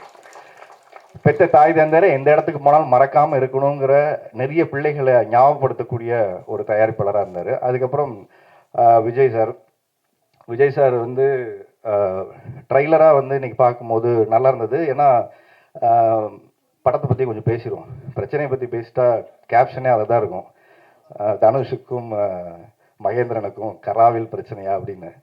அது மாதிரி ஸோ இந்த படத்தை பற்றி சொல்லணும் அப்படின்னா, ஒரு மிருகங்களை வைத்து எடுக்கக்கூடிய படங்கள் வந்து நம்ம தமிழ் சினிமாவில் ரொம்ப ரேராக தான் வருது. ஸோ இன்டர்நேஷ்னலில் இதுக்கு ஒரு பெரிய மார்க்கெட் இருக்குது. இந்த மாதிரி ஒரு படம் எடுத்தாலே அதுக்குன்னு ஒரு ஆடியன்ஸ் இருக்காங்க. எப்படி பேய் படங்கள் பார்க்குறதுக்கு ஒரு ஆடியன்ஸ் இருக்காங்களோ, இந்த மாதிரி மிருகங்கள் சார்ந்து இருக்கக்கூடிய படங்கள் அது ஒரு பெரிய மெனக்கடலான வேலை. இது நிறைய ஹோம்ஒர்க் பண்ணி பண்ணணும். ஏன்னா நம்மக்கிட்ட நிஜமாக முதலே கூப்பிட்டு வச்சு வாயை தோறது நடித்து உள்ளே நடிக்க முடியுமா? அது மாதிரி நடிக்கணும். அது மாதிரி ஒரு அதை இமேஜின் பண்ணி நடிக்கிறது ரொம்ப கஷ்டம். வாழ்க்கையில் நிறைய கஷ்டப்பட்டுருக்கான். ஆனால் தலையில் தங்க போட்டு மொத்த படமும் அவனை உரிச்சிருக்காங்க. ஸோ அதனால் இதுக்கப்புறம் உன் வாழ்க்கை தலைகளாக மாறும்னு நினைக்கிறேன், நீ தொங்கின இவ்வளோ நாளைக்கு. ஸோ ஏன்னா அவன் வாழ்க்கை தலைகளாக மாறணும்னு எவ்வளோ பேர் என்ன மாதிரி இருக்கக்கூடிய நிறைய பேர் நாங்கள் ஆசைப்படுறோம். ஸோ இந்த படம் அந்த மாற்றத்தை உனக்கு கொடுக்கட்டும். ஸோ லவ் சாங் அப்படின்னா இன்ன வரைக்கும் எனக்கு நெடுஞ்சாலையும் மாலை பொழுது மயக்கலையும் தான். ஆனும் அதுக்கப்புறம் லவ் போட பாட்டெல்லாம் போடுவாங்க. அதுக்கப்புறம் ஒன்று அந்த பாட்டு படத்தில் இருக்காது, இல்லை விஷுவல் பண்ணுறதுக்கு காசு இருக்காது. லவ்வுக்கும் நமக்கும் அதுக்கப்புறமாவே கொஞ்சம் பிரச்சனை தான். அதனால தான் நான் சொன்னேன், அச்சு கிட்ட கேட்டேன், அச்சு நம்ம படம் பண்ணி எவ்வளோ நாள் ஆச்சு அப்படின்னா, ஒரு 10 years இருக்குமா? இல்லை அதுக்கும் மேலே ஆச்சு. ஏன்னா அச்சு இப்போ நீங்கள் பார்க்குற நிலைமையெல்லாம் அப்போ இல்லை. அப்போ வந்து ஒரு நல்ல play boy, young boy, is very energetic. காதல் ரசம் சொட்டிக்கிட்டே இருக்கும் அச்சுக்கிட்ட. வலிஞ்சு நாங்கள் தான் இதை எடுத்துக்கணும், இதில் ஒரு பாட்டு அதில் ஒரு பாட்டுன்னு. அவ்வளோ தூரம் எங்கே எனர்ஜெட்டிக். இப்போ பார்த்தா வந்து ஏதோ வந்து இசை ஞானி கேள்விப்படுறீங்க, நம்ம பார்த்துட்டு அவர் எப்படி இருப்பாருன்னு. அடுத்த உருவமாக இருக்காப்புல. எப்படி இருக்கீங்க, நல்லா இருக்கீங்களா, ஓகே அம்மா நல்லா இருக்காங்களா, நம்ம அச்சு தானே அது அப்படிங்கிற அளவுக்கு ஒரு பெரிய டிரான்ஸ்ஃபர்மேஷன் வந்து. எனக்கு வயசாயிடுச்சா இல்லை அவருக்கு வயசாயிடுச்சான்னு அவர் பேசுகிறதுனா எனக்கு வந்து ஐயோ நமக்கெல்லாம் இவ்வளோ வயசாயிடுச்சா வந்து அச்சு பேசுகிறது பார்த்து அப்படின்னோடனே அவ்வளோ ஒரு பக்குவமாயிட்டாப்புல. ஸோ அவருடைய அவருக்கு வயசாயிடுச்சு, அவர் மெச்சூரிட்டி ஆனால் கூட அவர் பாடல்களை இன்னும் இளமையும் துள்ளலும் அப்படியே குறையாமல் வச்சுருக்காரு வந்து. ஸோ இன்னைக்கு இந்த பாடல்கள் சவுண்டிங்காக ரொம்ப நல்லா இருக்குது. படம் பார்க்கும்போது இந்த பக்கம் விஜய் சேதுபதி கண்ணுக்கு தெரிகிறாரு, இந்த பக்கம் அவருக்கு வில்லனா வந்து ரஜினி. ஏன்னா வாய்ஸாக கேட்கும் போதும் அந்த பாடி லாங்குவேஜ்லாம் பார்க்கும்போதும் விஜய் சேதுபதி வந்து ரஜினிக்கு வில்லனா நடிச்சிருக்காரு, விஜய் சேதுபதி ஹீரோவாக நடித்து அவருக்கு ரஜினி வில்லனா நடிச்சா எப்படி இருக்கும் அப்படி இருக்கு படம். பார்க்கும்போது ஜீவாவோட வாய்ஸ் வந்து எனக்கு அப்படியே கண்ணை மூடிட்டு பார்த்தா ரஜினி சாரோட வாய்ஸ் இருந்தது. அது ரொம்ப இருக்குது. அந்த லாஸ்ட் டைலாக் பேசும்போதெல்லாம் வந்து அப்படியே சவுண்டிங்காக அந்த மாதிரி இருக்குது, அந்த மாடுலேஷன், அந்த பாடி லாங்குவேஜ் எல்லாமே. விஜய் சேதுபதி ஒரு பாட்டு பாடியிருக்காரு, உண்மையே மக்கள் செல்வன் அப்படின்னு அவருக்கு பேர் வச்சதுக்கு பொருத்தமாக இருக்கக்கூடிய விஷயம் என்னென்னா, சின்ன படங்கள், இதை நான் உண்மையாகவே சொல்லி ஆகணும். விஜய் சேதுபதி ஒரு பெரிய ஒரு நல்ல குணம் அப்படின்னா, சின்ன படங்கள் இன்றைக்கும் யாராவது அவருக்கு ஃபோன் பண்ணி ஒரு ட்விட்டரில் ரிலீஸ் பண்ணணுன்னா இம்மீடியட்டாக ஓகே சொல்கிற இடத்துல ஆர்யாவும் விஜய் சேதுபதி அதுக்கப்புறம் விஜய் ஆண்டனி சார் இவங்கெல்லாம் வந்து ஃபோன் பண்ணி இந்த மாதிரி ரிலீஸ் அப்படியா எப்போ பண்ணோம், ஓகே போட்டுருங்க. அது யார் படம், அது யார் ப்ரொடியூசரு, அது சின்ன ப்ரொடியூசராக பெரிய ப்ரொடியூசராக அவங்க தராதரம் பார்த்து பண்ணுறதே கிடையாது. அதை பண்ணணுமா, அது இருக்கிற பிஸியான டைமில் நம்ம நேரில் தான் போய் அவங்களுக்கு ஒரு விஷயத்த செய்ய முடியல. ஆனால் அந்த சமூக வலைத்தளங்களில் நம்ம செய்யணுங்கிற எண்ணம் இருக்குல்ல, அதை உண்மையிலேயே பாராட்டக்கூடிய விஷயமாக இன்னைக்கு விஜய் சேதுபதி வந்து செஞ்சிட்ருக்காரு. ஆர்யா அதை செஞ்சிட்ருக்காப்புல. விஜய் ஆண்டனி யார் கேட்டாலும் அதை மறுக்காமல் செய்கிறாங்க. குறிப்பாக இந்த படத்தில் அவர் வந்து ஒரு பாட்டு பாடி மகேந்திரனுக்கு பண்ணியிருக்காரு. உண்மையிலேயே அது பாராட்டப்படக்கூடிய விஷயம். ஏன்னா வளர்ந்து வரக்கூடிய கலைஞர்களுக்கு நம்ம என்ன செய்ய முடியும்னா, நம்மளால் முயன்ற உதவிகளை அவங்கவுங்க தளத்திலிருந்து செய்கிறதுன்னு இருக்குல்ல, அது ரொம்ப ரொம்ப முக்கியமான ஒரு விஷயம். ஸோ இந்த படம் உனக்கு ஒரு பெரிய பிரேக்காக இருக்கும். அதுக்கப்புறம் நடிச்சிருக்கக்கூடிய கலைஞர்கள் எல்லாருக்குமே என்னுடைய வாழ்த்துக்கள். ஏன்னா நான் ஹீரோயினை பார்த்துட்டு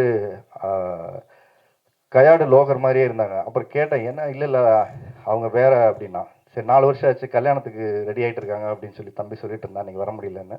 ஸோ அவங்களுக்கும் என்னுடைய வாழ்த்துக்கள். நடித்த மற்ற எல்லா கலைஞர்களுக்குமே, டெக்னீஷியன்ஸுக்கு எல்லாருக்குமே என்னுடைய வாழ்த்துக்கள். தயவு செஞ்சு இந்த படம் உங்களுக்கு பிடிச்சி ப்ரெஷ் ஷோ போடுவாங்க. நல்லா இருந்துச்சுன்னா நல்லா எழுதுங்க, நல்லா இல்லையா அது உங்களுடைய விமர்சனம் சொல்லுங்கள். நல்லா இருந்தால் கூடுதல் 2 வார்த்தையை அதை எழுதுங்க. அதுதான் அந்த படத்தை கொண்டு போய் சேர்க்கும். அதே மாதிரி புதுசாக வரக்கூடிய தயாரிப்பாளர்களுக்கு ஒரு சின்ன ஒரு கோரிக்கையாக நான் வைக்கிறது, நீங்கள் சினிமாவுக்கு வாங்க. வந்தீங்கன்னா நீங்கள் தயாரிப்பு செலவில் 20லேருந்து இன்னைக்கு 30% கட்டாயம் நீங்கள் விளம்பர செலவுக்குன்னு எடுத்து வைக்கக்கூடிய நிர்பந்தம் இருக்குது. அதை கையில் எடுத்து வச்சுக்கிட்டு படத்தை செலவுக்கு வாங்க. படத்தை செலவு பண்ணி இது யாராவது வாங்குவாங்க, யாராவது ரிலீஸ் பண்ணுவாங்கன்னு நீங்கள் வந்தீங்கன்னா, இன்றைக்கி அப்படிப்பட்ட சூழல் இல்லை. அப்போ நம்ம வெளியில் போய் கடன் வாங்க வேண்டிய சூழல் இருக்குது. அப்புறம் அந்த படத்தை ப்ளச் பண்ண வேண்டிய சூழல் இருக்குது. அதனாலேயே அந்த படம் சரியாக விளம்பரம் பண்ண முடியாமல் ரொம்ப கஷ்டப்படுறாங்க. தேட்டர்களும் இப்போ என்ன சொல்கிறாங்கன்னா, நல்ல விளம்பரம் இல்லைன்னா உங்களுக்கு தேட்டர் கொடுக்கறது இல்லை. இன்றைக்கி தமிழ்நாட்டில் இருக்கக்கூடிய அநேக தேட்டருங்கள் தமிழ் சார்ந்து இருக்கக்கூடிய ஓனர்கிட்ட இல்லை. எல்லாமே கார்ப்பரேட்டாக ஒரு பெரிய மால்ஸ் எல்லாமே அவங்கக்கிட்ட இருக்குது. அப்போ அவங்களுக்கு என்ன சொல்கிறாங்கன்னா, சார் நாங்கள் போட ரெடியாக இருக்கோம், நல்ல விளம்பரம் பண்ணுங்க, எங்களுக்கு இப்படி ஒரு படம் வருதுன்னு தெரிய வைங்க. அப்படின்னா என்ன பண்ணணும்னு தெரில. எல்லா மாலுக்கு முன்னாடி போய் நம்ம நின்று விளம்பரம் பண்ணணும்னு நினைக்கிறேன். ஸோ அப்படியான சூழலுக்கு இன்றைக்கி தயாரிப்பாளர் தள்ளப்பட்டிருக்காங்க. ஸோ இந்த படத்துடைய தயாரிப்பாளருக்கும் நான் சொல்லிக்கிறது அப்படி என்னென்னா, விளம்பரங்கள் நீங்கள் என்ன பண்ணுறீங்களோ திட்டமிட்டு சரியாக செய்யுங்க. அதுதான் உங்களுக்கு அங்கே தேட்டருக்கான ஒரு நல்ல திரையரங்கம் கிடைக்கிறது ரொம்ப ரொம்ப முக்கியமாக இருக்குது. மறுபடியும் இந்த பக்கம் அவன் தனுஷோட தான் மோதுவான்னு பார்த்தா, அந்த பக்கம் மே டேட்டை போட்டிருக்காரு, அந்த பக்கம் சூர்யா சார் வர்றாரு கருப்பு. ஸோ அதனால் தலைவன் வந்து ரெடி ஆகிட்டான். இளைய தளபதி நான் ஒரு பட்டம் கொடுத்துலான்னு நினைக்கிறேன். தளபதி வந்து நடிக்க போயிட்டாரு. தம்பி நீ இளைய தளபதியே எல்லாரோடையும் மோத ரெடி ஆகிட்டேன். இந்த பக்கம் சூர்யா சாரா, அந்த பக்கம் தனுஷ் சாரா, டைட்டிலுக்காக வாங்க பார்த்துக்கலாம், ரிலீஸாக வாங்க பார்த்துக்கலாம், ரெடி ஆகிட்டான். ஸோ உன் வாழ்க்கை இந்த படம் மூலம் எல்லாம் தலைகளாக மாறட்டும். நடித்த அத்தனை கலைஞருக்கும் ஒரு வெற்றி வாய்ப்பை கொடுக்கட்டும்.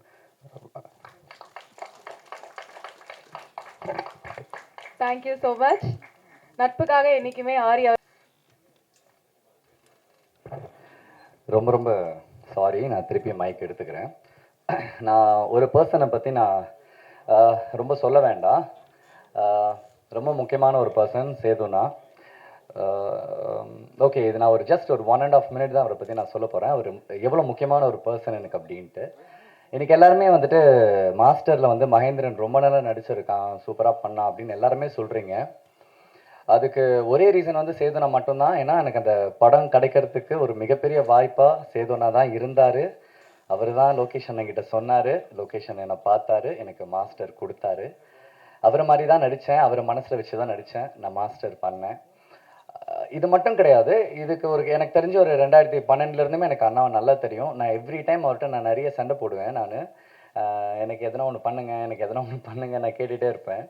ஆனால் எனக்கு இப்படி வந்து எனக்கு அது மாஸ்டராகவும் சரி, எனக்கு இந்த படத்தில் அந்த பாட்டு பாடி கொடுத்ததாகவும் சரி, எனக்கு இவ்வளோ செய்வார்னு உண்மையாக நான் நினச்சே பார்க்கல. ஏன்னா லைஃப்பில் நான் என்றைக்குமே எதுக்கு நான் சினிமாவில் எப்படி ஓடிட்டே இருக்கேன் அப்படின்னா, நிறைய பண்ணிகிட்டே இருப்பேன். நான் என்னென்னா லைஃப்பில் நான் எப்படி ஓடுவேன் அப்படின்னா, நான் என்றைக்குமே தனியாக ஓட மாட்டேன். எனக்கு யாரும் கையும் எனக்கு கொடுக்க வேண்டாம். ஆனால் நான் திரும்பி பார்க்கும்போது உனக்கு நான் இருக்கேன்ற அந்த ஒரு பார்வை இருந்தால் எனக்கு அது போதுன்னு மட்டும்தான் நான் ரொம்ப நம்புவேன் நான். ஏன்னா எனக்கு யாருன்னா கை கொடுக்க நான் வேகமாக ஓடுவேன், நான் சொல்லவே மாட்டேன். அந்த ஒரு ஷோல்டரை தாண்டி, அந்த ஒரு லவ்வை தாண்டி என்றைக்குமே சேதுன்னா என் கூடயே இருக்காரு. தேங்க்யூண்ணா. இது ஒரு ஸ்டேஜாக எடுத்துக்கிட்டு இது வரைக்கும் நீங்கள் எனக்கு செஞ்சது அண்ட் எனக்காக நீங்கள் பேசினது, எனக்கு நீங்கள் சொல்லி கொடுத்தது எல்லாத்துக்குமே இந்த ஒரு ஸ்டேஜில் நான் உங்களுக்கு ரொம்ப ரொம்ப ரொம்ப தேங்க் பண்ணுறேன் சேதுனா. Love you so much and love you 3000. Thank you. ஃப்ளைட்டுக்கு டைம் ஆயிடுச்சுப்பா, 2 டிக்கெட்டு மாற்றிட்டாரு. வருகை தந்திருக்கும் அனைவருக்கும் என்னுடைய பணிவன்பான மதிய வணக்கத்தை தெரிவித்துக் கொள்கிறேன். காலை வணக்கத்தில் ஆரம்பிக்கலாம்னு நினச்சேன். ஸோ நிறைய பேர் வந்து நமக்கு முன்னாடி பேசுகிறவங்க ரொம்ப ஃபயரான ஸ்பீச்லாம் கொடுக்கும்போது நம்ம என்ன பேசணுன்ற விஷயமே நமக்கு எல்லா மேடையிலையுமே மறந்துடும். ஸோ அதனால் நான் யாரையாவது பேர் சொல்ல மறந்துட்டேன்னா அவங்க அட்வான்ஸாக என்னை மன்னிச்சிடுங்க. ஸோ அந்த மன்னிப்பை நான் முதல்ல கேட்டுக்கிறேன். கண்டிப்பாக சில பேரை நான் சொல்கிறதுக்கு மறந்துடுவேன்னு நினைக்கிறேன். அதை கண்டிப்பாக பாருங்கள், மன்னிச்சுட்டு வந்துட்டார் எங்கள் கேமராமேன்.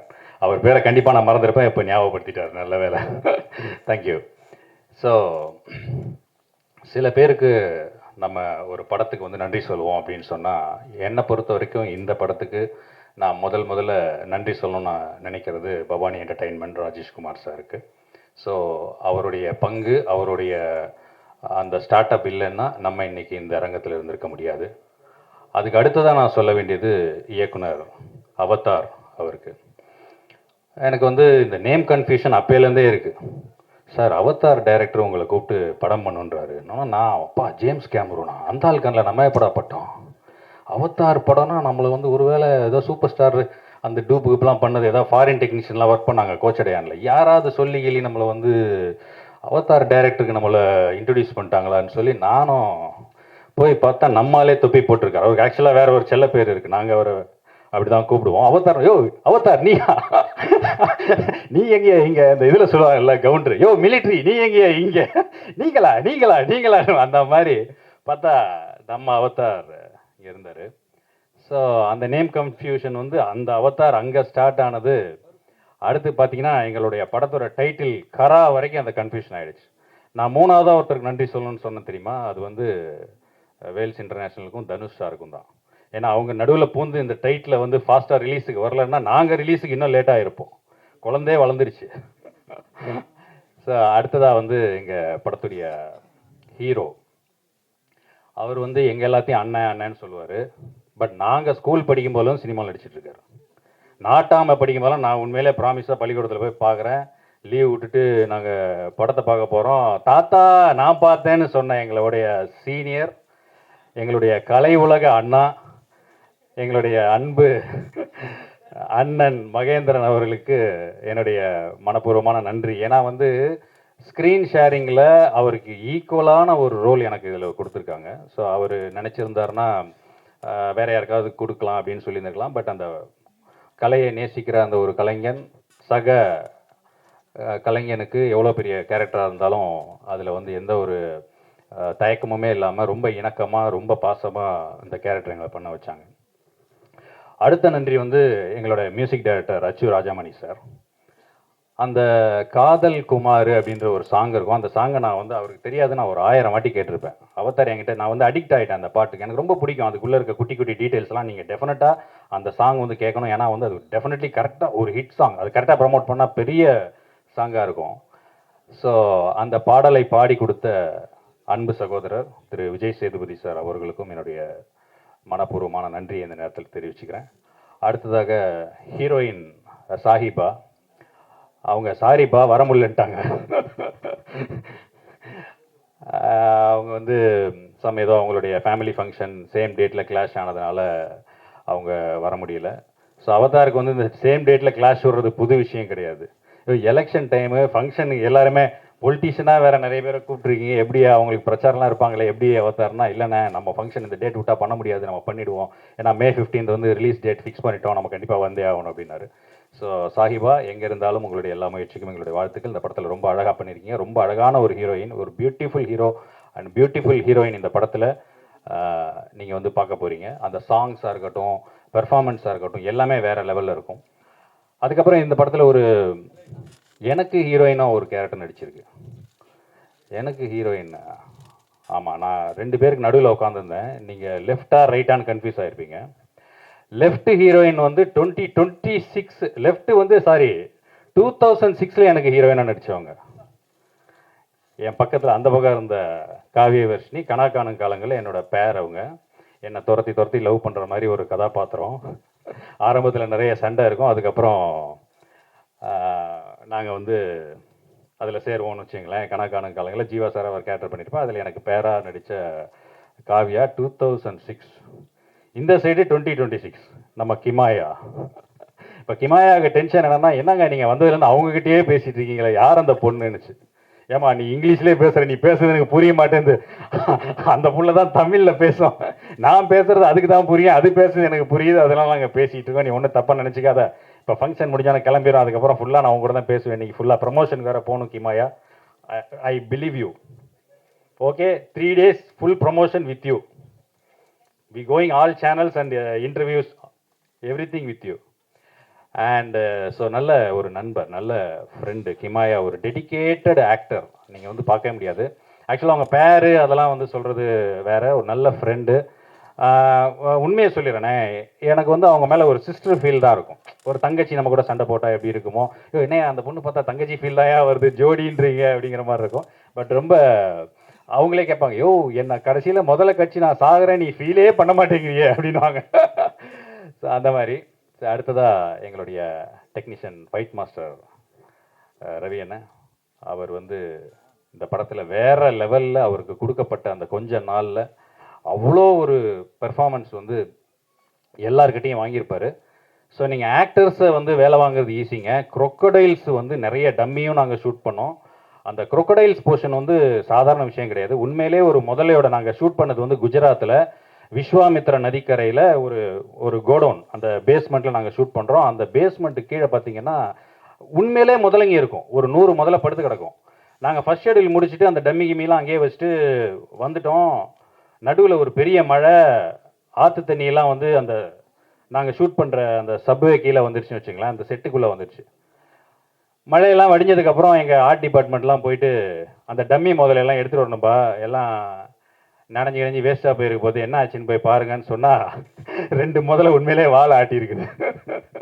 அலறி அடித்து ஓடி வந்தாங்க. ஏன்னா உண்மையான முதல்ல அந்த ஆத்தங்கரையிலேருந்து இறங்கி உள்ள செட்டோட செட்டாக வந்து கலந்துச்சு, குரூப்பில் 2 ரவுண்டு மாதிரி. ஸோ இந்த மாதிரி நிறைய சம்பவங்கள் இந்த படத்தில். அண்டு கேமராமேன் வில்லியம் சார் பொறுத்த வரைக்கும் அவர் கொடுக்கப்பட்ட நேரத்தில் ஒரு பிரம்மாண்டமான ஒரு படைப்பை உருவாக்கியிருக்காரு. ஸோ அவருடைய டெக்னிக்கல் ஒர்க்கும் லைட்டிங்ஸும் ரொம்ப சூப்பராக இருக்கும். ஏன்னா இந்த படத்தை பற்றி நான் ஃபுல்லாகவே இந்த படத்தை பற்றி தான் பேசிகிட்டு இருக்கேன். ஸோ அதனால் கொஞ்சம் டைம் இருக்கும், எல்லாத்தையும் பற்றியும் சொல்லணும், தயவு செஞ்சு மன்னிக்கணும். அண்டு இப்போ இந்த படம் வெளிவரதுக்கு முக்கியமான ஒரு காரணம் அப்படி யாருன்னு சொன்னால் பிரேமநாத் அண்ணன். இந்த படத்தில் ஒரு பெரிய டான், நான் வந்து சின்ன டான் தான், எனக்கு மேலே ஒரு பெரிய டானாக இந்த படத்தில் அவர் என்னையே போட்டு தள்ளுறதுக்கு தேடிட்டு இருக்க ஒரு டானா அவர் நடிச்சிருப்பார், பிரேம்நாத் அண்ணன். அவர் சொன்னார் இல்லையா, ஃபஸ்ட்டே நம்ம ஐயனார் சார் பேசினார் இல்லையா, இந்த படத்தோடைய இவர் பிரேம்நாத் அண்ணன் சொன்னால் நான் என்ன வேணால் செய்வேன், அந்த அளவுக்கு நம்பிக்கை நட்சத்திரம் சொன்னார் இல்லையா. ஸோ அவருக்கு இந்த படத்தை இனிஷியேட் எடுத்து இன்றைக்கி ரிலீஸுக்கான எல்லா முயற்சியும் செய்தார், அவருக்கு என்னுடைய நன்றி. அடுத்ததாக என்னுடைய மிகப்பெரிய நன்றி என்னென்னா, இன்றைக்கி உள்ள இந்த சினிமாவுடைய இதில் ஒரு ஃபுல் ரிஸ்க் எடுத்து இந்த இதை வந்தே ஆகணும். டே 1 பூஜையில் எப்படி நம்ம பார்த்தோமோ, அந்த பூஜையிலிருந்து இந்த படத்தில் ஒரு கதாபாத்திரமாகவும் நடித்து அவர் ரோலையும் அவர் சின்சியராக செஞ்சு, அதுக்கு அடுத்து அவதாருக்கு இன்னொரு படம் பண்ணுறதுக்கான ஒரு முன்னேற்பாடுகளையும் செஞ்சு, இப்போ இந்த படத்தை ரிலீஸ் வரைக்கும் கொண்டு வந்து, இன்றைக்கும் அவருக்கு பல வேலைகள் இருக்குது, அந்த வேலைகளுக்கு நடுவுலையும் இந்த ஃபங்க்ஷனை வெற்றிகரமாக நடத்தி முடிக்கணும் அப்படின்னு நினைக்கிற அந்த ஒரு உயர்ந்த உள்ளம். சினிமாவுக்கு அவர் செய்கிறதுக்காக நான் அந்த விஷயத்த சொல்லலை, அவருடைய பகுதி மக்களுக்காக அவர் செய்கிற அந்த ஒரு விஷயத்துக்காகவும் சேர்த்தே நான் சொல்கிறேன். ஸோ அப்படிப்பட்ட ஒரு நல்ல மனிதர்கள் இண்டஸ்ட்ரிக்குள்ளே வர்றது எங்களுக்கு இன்னும் மிகப்பெரிய பலமாக இருக்கும்னு நினைக்கிறேன். ஸோ அண்ணன் சேலம் ஐயனார் அவர்களுக்கும் என்னுடைய நன்றியை இந்த நேரத்தில் தெரிவிச்சுக்கிறேன்.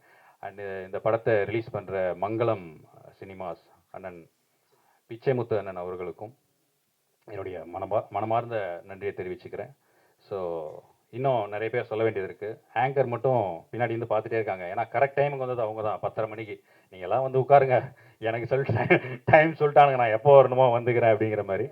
அண்ட் இதில் ஒரு சாங் ஒன்று பாடி ஒரு நல்ல ஒரு டான்ஸ் ஒன்று பண்ணியிருக்கிற ஆக்ட்ரஸ் நமிதா மாரிமுத்து. அந்த நேம் கன்ஃபியூஷன் நான் சொன்னேன் இல்லையா, கரா அவதார், அது மாதிரி நமிதா ஒரு பாட்டு பாடுறாங்க. என்ன பாட்டியா, மச்சான் என்ன மச்சான் பாட போகிறாங்க, நமிதா பாடுவாங்களான்னு பார்த்தா இந்த நமிதா வேற லெவலில் அவங்க என்ன நமிதா என்ன அனுஷ்கா மாதிரி இருக்காங்க ஆள் அப்படின்னு.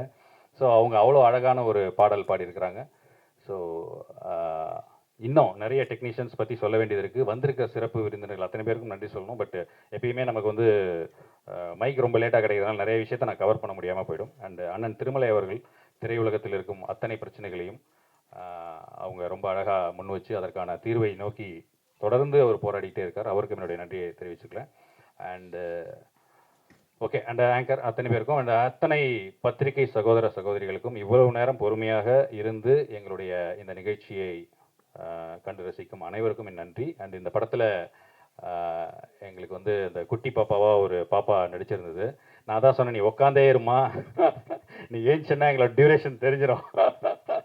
ரொம்ப அழகான ஒரு கேரக்டர் நடித்த ஹாப்பி அவங்க வந்து வாழ்க்கையில் எல்லாம் வளங்களும் பெற்று இன்னும் பெரிய அளவில் வரணும். அவங்களையும் வாழ்த்தி வந்திருக்கும் அனைவருக்கும் என்னுடைய நன்றியை கூறி விடைபெறுகிறேன். நன்றி, வணக்கம், தேங்க்யூ. எனக்கு தரப்பட்ட நேரம் 5 நிமிஷம், நான் ஒரு 2 நிமிஷமாக ஆக்கிக்கிறேன். நன்றி. எவ்வளோ மகிழ்ச்சி பாருங்க. அண்ணன் ஐயனார் அவர்களே, நீங்கள் மயானமாக தந்தீர்கள் இந்த மக்களுக்கு. இந்த படத்துக்கு பிறகு மயானம் தர மாட்டீர்கள், விமானம் தருவீர்கள். யாரோ ஒருத்தர் தான் கைத்திட்டு இருக்காரு. ஏன்னா நான் எழுதி வச்சுக்கோங்க, எல்லாம் நிறைய பேர் ஒரு 80% நண்பர்கள் தான் பத்திரிகையில், 85% கூட இருக்கும். வெற்றி இயக்குனர் வெல்லும் இயக்குனர், வெற்றியின் இயக்குனர் வெல்லும் இயக்குனர், வீரத்தின் இயக்குனர், விருதுகளை குவிக்கும் இயக்குனர், வினாடி நேரம் கூட அவனை பிடிக்க முடியாது என்று அவதாரம் எடுத்த இயக்குனர் இந்த ஓரத்திற்கு இந்த அவதார் இயக்குனர். ஏன்னா ஒரு அந்த சும்மா ஒருத்தனை வந்து பாராட்டி புகழ்ந்துட்டு போறது கிடையாது. எனக்கு ஒரு பாட்டு கொடுத்ததுக்காக பாராட்டுறதா? எங்க ஊர்ல அப்படிதான். எதுக்குத்தான் ஒருத்தர் கவிதை எழுதுவார். ஒருத்தர் இறந்துட்டான்னு கவிதை கேட்டதுக்கு முனிசாமி என்னும் முதியோர் மறைந்தனையோ, அவர் பேர் முனிசாமி, அவர் முனிசாமி என்னும் முதியோர் மறைந்தனையோ மூத்த தமிழ் கோவேனர். அவன் முனிசாமி வந்து தெலுங்காரன், மூத்த தமிழ் கோவை, மூக்கு மூ போட்டது. இப்படி புகழ்ந்து ஒரு வெற்றித்தனமா புகழ்றது ஒரு காமெடி ஆகிடும். இவருடைய திறமைகளை பார்த்து இந்த ட்ரெய்லரை பார்த்து அவ்வளோ ஒரு நேர்த்தியான அடர்த்தியான, ஏன் இவர் பெரிய வெற்றி பெறுவார்னு சொன்னால் அது காரணம் சொல்லணும். சும்மா ஒருத்தரை பாராட்டுறது கிடையாது. வாரேன் அடுத்து மகேந்திரனை பற்றிலாம் பேச வேண்டியிருக்கு. 2 நிமிஷத்தில் எப்படி பேசுறது? எப்படின்னா ஒரு சாட்டிஸ்ஃபைடு ஆக மாட்டார். இதுதான் முக்கியமான விஷயம். ஒரு படைப்பாளி திருப்தி அடைய மாட்டான், அடர்த்தியா இருக்கும். இது எங்கேயுமே இல்லையே. பார்த்தீங்களா, சொன்னார் ஜீவா, சொன்னார் அந்த குமார் பாட்டு புதுசா இருக்கே, எத்தனையோ முறை கேட்டேன். எத்தனை ஜீவா எத்தனை பாட்டு கேட்டீங்க? 500 வாட்டி. இதுதான் அந்த புதுசு. எப்ப பார்த்தாலும் ஒரே மானே தேனே கட்டிப்பிடி மாமன் தோலை தொட்டுக்கடி, என்னதுக்குடா அந்த கன்றாவியே தரோட சொல்லுவீங்க. ஒரு புதுசா எக்ஸ்பெரிமெண்டல் ஒரு டைரக்டர். அவரை பாராட்டி எனக்கு ஏதாவது போதா? என்னுடைய இலக்கு ஏதாவது ஒரு பல்கலைக்கழகத்துக்கு ஏதாவது ஒரு பெரிய பதவியில் போகணும், ஏதோ ஒன்று ஏழை மாணவர்களுக்கு உதவி பண்ணணும். அதை பார்த்தா அண்ணன் உண்மையிலே நான் உங்களை கை கொடுத்து வணங்குறேன். இந்த ஏழைங்களுக்கு அதாவது நீங்கள் விமானம் கொடுக்க போறீங்க. வந்து மயானம் கொடுத்தீங்க. அது பெரிய சந்தோஷமான விஷயம். அதுதான் நீங்கள் வந்து அரசியல் எந்த கட்சி என்னன்னு தெரியாது. அவர் சொன்னார், நான் வந்து தளபதியுடைய ரசிகர்னு ஒருத்தர் சொன்னார். யார் சொன்னாங்க? 2 பேர் இருக்காங்கன்னு சொன்னாங்க. நானும் ஒரு தளபதியுடைய ரசிகர் தொண்டர் தான். நான் முத்துவேல் கருணாநிதி ஸ்டாலின் தளபதியோட தொண்டர்னா. அதாவது இன்னொருத்தர் சொன்னார், இந்த ஆமாம் அப்பா என்னன்னா காமெடி என்னன்னா, எவ்வளோ சிரிப்பு வந்துச்சு எனக்கு பின்னால் உட்காந்துருக்கும் போது. இந்த பிரச்சனைகள் காரணம் காவல்துறை, அரசியல். ஒரு ஓரத்தில் எங்கேயாவது ஒரு காக்கா உட்காந்து கரண்ட் போனால் அதுக்கு மூக்காவ காரணம் என்னங்க நியாயம் இது? ஒரு பேசுறது மீனிங் இருக்கணும். இங்கேருந்து போயிட்டே இருக்கோம், அங்கே ஒருத்தர் கொண்டு வச்சா அதுக்கு என்ன பண்ண முடியும்? இந்த தமிழ்நாட்டில், இந்தியாவில், உலகத்தில் எல்லாம் சொல்கிறான், அடுத்த செகண்டில் இந்த தமிழ்நாட்டில் உள்ள போலீஸ்காரன் தான் கரெக்டாக பிடிக்கிறாங்கன்னு. அது இங்கே தேவையில்லாத டாபிக். அதுக்கு சொல்ல வரேன், அவருக்கு பதில் சொல்றதுக்காக சொல்ல வரேன். ஆனால் உண்மையிலே அருமையான ஒரு கிரியேட்டர்ஸ். மகேந்திரனுடைய பெரிய ரசிகர் தான். அந்த தம்பிகிட்ட வந்து எல்லா திறமையும் இருக்கும். ஆடல் இருக்கும், பாடல் இருக்கும், நடனம் இருக்கும், அதை விட எளிமை இருக்கும், பணிவு இருக்கும், எல்லா திறமையும் ஒன்னா சேர்ந்து இருக்கும். அவங்கிட்ட விருதுகள் இன்னும் பல குவிந்திருக்கும். நல்லா பலத்தை கை தட்டுங்க. ஏன்னா அவ்வளோ திறமைக்காரன். என்னமோ பிரச்சனை, எங்கேயோ பிரச்சனை மாதிரி அந்த மாதிரி கேஸ் தான் அவரெல்லாம். இளையராஜாங்கிற இசைஞான உலகத்தில் பெரிய மியூசிக் டைரக்டர் தான். 25,000 பேர் கலந்துக்கிட்ட அவரோட அந்த போட்டியில ஒரு தங்கப்பேனை வாங்கின ஒரு கவிஞர், நிறைய பெரிய பாட்டு எழுதல அவர் நான் தான். என்ன ஏதாவது ஒரு நமக்கு இலக்கு வேற எங்கேயாவது ஓடிக்கிட்டு இருப்போம். எங்க இப்ப நண்பர் சிரிக்கிறாங்க, எல்லாம் பத்திரிகை நண்பர்கள். அதனால யாரையுமே தீர்மானம் பண்ண முடியும். இங்க உள்ளுக்குள்ளே நிறைய பேர் தயாரிப்பாளர் சொன்னாங்க, இவரே நாளைக்கு பார்த்தா ஒரு எம்எல்ஏ கூட அமைச்சர் ஆகலாம். இவன் எப்படி அவன் விலகு போல டப்புன்னு மேறுமொழி ஆயிடுவான். யாரையுமே பார்த்தீங்கன்னா அதெல்லாம் வேற காலங்க. ஒரு பேரை பற்றி பாராட்டி சொல்லும்போது சொன்னாங்க, யார் திருமலை அண்ணன் சொன்னார், ரொம்ப பணிவாக இருக்காரு, பந்தம் இல்லாமல் இருக்காரு, ஓடுறாரு, அவரே எல்லாமே டீ கொடுக்குறாரு, அவரே தண்ணி கொடுக்குறாருன்னு. அதெல்லாம் வந்து ட்ரெண்ட் மாறிடுச்சு. இப்போல்லாம் வந்து நான் தான் டைரக்டரு, ஏய் போயான்றான், நான் தான் எம்எல்ஏ அப்படிலாம் பந்தாலாம் பண்ண முடியாது. Come to the people, for the people, among the people, to the people. அதான் இங்கே இருக்க முடியும். நீ பாட்டுக்கு அந்த இதெல்லாம் யாரு அல்லோ அண்ணன் அண்ணன் குளிக்கிறாரு, ஏய் வெளியே வர சொல்ற, அதெல்லாம் வேற மாதிரி ஆயிடுச்சு. உலகமே மாறிக்கொண்டு போய் கொண்டிருக்கிறது. நீங்க இயக்குனர் பணிவாகவும் கனிவாகவும் அடக்கமாகவும் தொடக்கமாகவும் வெற்றியாகவும் இருக்கணும். அத்தனை அந்த அச்சுவை பத்தி அவரு வேற ஜீவாவே சொல்லிட்டார். அச்சுவோடைய பாடல்களை பற்றி சொல்லவே தேவையில்லை. அனைவருக்கும் வாழ்த்துகள். இந்த படம் எப்படி பிரமாண்ட வெற்றிகளை பெறப்போகுது என்பது இந்த தீர்ப்பு எழுதக்கூடிய நீதிபதிகள் இங்கே ஒரு 75-80 பேர் உட்கார்ந்துருக்கீங்க. நான் சொல்றேன் உங்களுக்கு, எனக்கு எழுதிக்கங்க. பிரம்மாண்ட வெற்றிகளை பெறப்போகிறது. காரணம் புதுமை, அருமை, சிறப்பு. வணக்கம். ஆடியோ வராமல் இருந்தது. ஓகே. ஸோ அவருக்கு இருக்கக்கூடிய ஒரு ஆர்வம், நான் வந்து நிறைய அவருக்கு கச்சேரிகள் போய் பாடியிருக்கேன். ஸோ அவுட்டர்லாம் நிறைய உள்ள இன்டீரியர் எல்லாம் போய் பாடுவோம். அதாவது திருநெல்வேலிக்குள்ள மக்கள்லாம் பார்க்கவே முடியாத சினிமா படங்களில் ஜஸ்ட் ஆர்டிஸ்ட் எல்லாம் அப்படியே வெறும் படத்தில் மட்டும் பார்க்கக்கூடிய இடத்துல இருக்கக்கூடிய ஒரு ஒரு ஒரு ஏரியாவாக இருக்கும். அங்கே கொண்டு போய் எல்லா கலைஞர்கள், அதாவது நம்ம கிங்காங் அண்ணன், போண்டாமணி அண்ணன், அந்த மாதிரி இருக்கக்கூடிய நிறைய பேர், இப்போ வாய்ப்பு இல்லாமல் இருக்கக்கூடிய ஆர்டிஸ்ட் எல்லாம் மறந்து போனவங்களெல்லாம் கொண்டு போயிட்டு அவ்வளோ ஒரு அற்புதமான இசை நிகழ்ச்சி நடத்துவார். ஆடல் பாடல், பாம்பேலேருந்து டான்சர்ஸ்லாம் வர வச்சு கம்ப்ளீட்டாக ஒரு ஸ்டேஜையும் மாற்றக்கூடிய ஒரு மனிதர். எல்லாருக்குமே வந்து வாய்ப்பு கிடைக்கணும், எல்லா மக்களும் அவங்கள போய் ரீச் அவுட் ஆகணுங்கிறது அவரோட. இப்போல எனக்கு கிட்டத்தட்ட வந்து அவர் ஒரு 20 வருஷமா தெரியும். அப்பத்துலேருந்தே அந்த மாதிரி ஒரு ஷோஸை வந்து கொண்டு வரணுங்கிறது அவரோட ஒரு பெரிய ஆசை. அதில் அவரோட ஆர்வம், அந்த ஆர்வத்தின் அடிப்படை தான் இன்னைக்கு அதுக்கப்புறம் அவர் நடிக்க ஆரம்பிச்சு நடிப்புல இருந்து தயாரிப்பு வரைக்கும் அவர் வளர்ந்திருக்காருங்கிறதுக்கு ஒரு பெரிய பாராட்டுகள் மற்றும் கைத்தட்டல் கண்டிப்பா கொடுக்கலாம். ஏன்னா இந்த வளர்ச்சி அவ்வளோ ஈஸி கிடையாது. ஒவ்வொரு ப்ரோக்ராமுக்கும் போய் கஷ்டப்பட்டு அதுல இருந்து வர காசுகள் எல்லாம் எடுத்து வச்சு அதை சேர்த்து வச்சு ஒன்று பண்ணணுங்கிறது வந்து ஒரு பெரிய மனசு வேணும். அதுக்கு ஒரு கண்டிப்பா பெரிய தைரியமும் இருக்கணும். ஸோ நிச்சயமா நான் எல்லாருக்கும் என்ன சொல்றேன் அப்படின்னா வந்து, கண்டிப்பா நிறைய தயாரிப்பாளர்கள் வராங்க இங்க. ஸோ லாட் ஆஃப், இப்போ கூட ரீசெண்டாக 2-3 படம் போன மாதம் ரிலீஸ் ஆச்சு. ப்ரொடியூசர் வந்து டோட்டலா லாஸ் மேடம் அப்படின்னு எனக்கு ஃபோன் பண்ணி அப்போ சொல்லும்போது ரொம்ப வருத்தப்பட்டு சொன்னார், இது என்னோட முதலும் கடைசி படம் அப்படின்னு சொன்னாரு. நான் பேர் சொல்ல விரும்பல.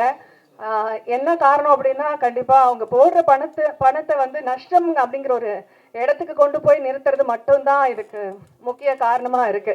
ஸோ கண்டிப்பா இது மக்கள் நிறைய பேர் வந்து என்ன பண்றாங்க, படம் நல்லா இல்லைன்னு ஜஸ்ட் ஒரே ஒரு ஷோ பார்த்துட்டு வந்து சிம்பிளா வெளியே சொல்லிட்டு போயிடுறாங்க அவங்க கருத்தை. ஆனா அதுக்கு பின்னாடி எவ்வளோ பேரோட உழைப்பு இருக்கு, எவ்வளோ பேர் இதனால வாழறோம், இதுக்கான பின்னாடி பேக்ரவுண்ட் ஒர்க் எவ்வளோ இருக்குங்கிறது நம்ம எல்லாருக்குமே தெரியும். ஸோ கண்டிப்பாக ஓடிடியில் மட்டும் உட்காந்து படம் வந்தால் பார்த்துக்கலாம் அப்படின்னு இல்லாமல் திரைப்படங்களில் போய் கண்டிப்பாக தியேட்டர்ஸில் போய் படத்தை பார்த்து நம்மளால முடிஞ்ச ஒரு கான்ட்ரிபியூஷன் கொடுத்தீங்கன்னா தயாரிப்பாளர்கள் பின்தங்கி இருக்க மாட்டாங்க. மறுபடியும் படங்கள் வாய்ப்புகள் வந்துகிட்டே இருக்கும், எடுத்துக்கிட்டே இருப்பாங்க, நிறைய பேர் வாழலாம். ஸோ நிச்சயமா வந்து நான் அதை முக்கியமாக இங்கே சொல்ல விரும்பிக்கிறேன். ஏன்னா நான் வீட்டில் இருக்கவங்களும் சொல்லுவாங்க, ஓடிடியில் எப்படியும் வரும் பார்த்துக்கலாம் விடு, இப்போ எதுக்கு தேட்டருக்கு போய் செலவு பண்ணுற அப்படின்றாங்க. ஸோ ப்ளீஸ் அதை பண்ணாதீங்க, கண்டிப்பாக தேட்டரில் பாருங்கள். என்ன இந்த விழாவிற்கு அழைத்ததற்கு மிகப்பெரிய நன்றி. மேடையில் இருக்க அனைத்து ஜாம்பவான்களுக்கும் பெரிய நன்றிகள். கரா படத்துக்கு ஒரு பெரிய வாழ்த்துக்கள். தேங்க்யூ.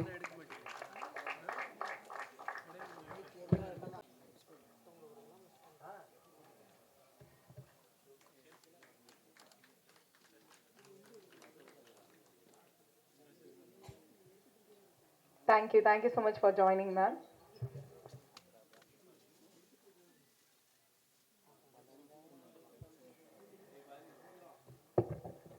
அடுத்தபடியாக can we have the actor model அப்படின்னு சொல்லலாம். இன்னும் நிறைய பேருக்கு she is not just a queen, she is a warrior அப்படின்னு சொல்லலாம். can we have Namitha Marimuthu அவர்கள் ஒரு சில வார்த்தைகள் பேசுமாறு கேட்டுக்கொள்கிறேன்.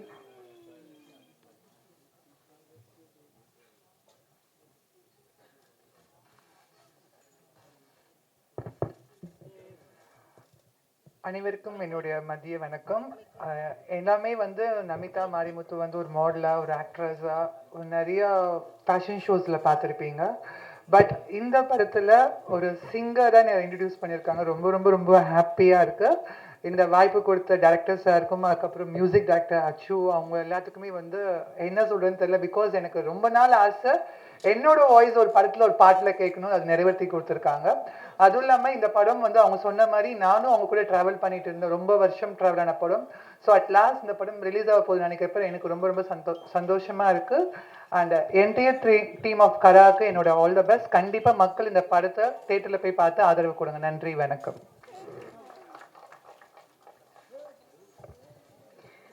தேங்க்யூ. ஷார்ட் அண்ட் ஸ்வீட்டாக அழகாக முடிச்சதுக்கு நன்றி. ஸோ அடுத்தபடியாக can we have DOP Williams அவர்கள் ஒரு சில வார்த்தைகள் படத்தை பற்றி பேசுமாறு கேட்டுக்கொள்கிறேன். எல்லாருக்கும் வணக்கம். மேடையில் இருக்கவங்களுக்கு, எதிர்க்க உட்காந்துருக்கவங்க எல்லாருக்கும் வணக்கம். ஸோ கரா, இது கரா வந்து என்ன லாங்குவேஜ்னு சொல்லி யோசிப்பீங்க. அது என்னடா கரான்னு டைட்டில் வச்சுருக்காங்களே, இது தமிழா இல்லை வேறு ஏதாவது லாங்குவேஜான்னு. ஆக்சுவலாக கரா வந்து ஒரிஜினல் தமிழ், ஒரு தமிழ் பெயர். கரானா என்ன அர்த்தம்னா ஆண் முதலை. ஸோ நாங்கள் முதலை வச்சு படம் எடுத்ததுனால ஸோ டைரக்டர் தேடி பிடிச்சி வச்ச டைட்டில் வந்து கரா. சரிங்களா? இந்த படத்தை பற்றி சொல்லணும்னா ஃபஸ்ட்டு ஹீரோவை பற்றி சொல்கிறேன். புன்னகை மன்னன். சிரிச்சா எல்லாருக்கும் பிடிக்கும். அவர் வந்து ஒரு ஒரு முழுமையான நடிகர். அதாவது சும்மா வந்து அழுதுட்டு போகிறது, சிரிச்சிட்டு போகிறது இப்படிலாம் கிடையாது. ஸ்பாட்டுக்கு வருவார், வந்தோடனே அப்படி ஒரு இந்த சச்சின் டெண்டுல்கர் வந்தால் எப்படி ஃபுல்லாக அப்படி அங்கே ஃபுல்லாக திரும்பி பார்ப்பார். அது மாதிரி திரும்பி பார்ப்பார். எதுக்கடா இவர் திரும்பி பார்க்குறாருன்னு பார்த்தா நான் எங்கெங்கே லைட்டு வச்சுருக்கேன்னு பார்ப்பார். இவர் எங்கெங்கெல்லாம் லைட்டு ஃபிக்ஸ் பண்ணியிருக்காரு அதுக்கு ஏற்ற மாதிரி வந்து பர்ஃபார்மன்ஸ் கொடுப்பார். அது வந்து அவ்வளோ ஈஸியாக யாரும் பண்ண மாட்டாங்க, எவ்வளோ பார்த்துருக்கோம். ஸோ எங்களால் வந்து ஒரு மைன்யூட் லைட்டிங் வந்து தம்பி வச்சு பண்ண முடியும். அதுதான். ஸோ இந்த தம்பி இருந்தால் எங்களுக்கு வந்து வேலை ஈஸி. எங்களால் வந்து அதிகமாக க்ரியேட் பண்ண முடியும். ஒரு அருமையான ஃபோட்டோகிராஃபி வரும். ஒரு சிலர் வந்து புதுசாக வராங்க, நிறையா படங்கள் நடிச்சிருக்காங்க, பட் அவங்களுக்கு இந்த சென்ஸ் இருக்காது.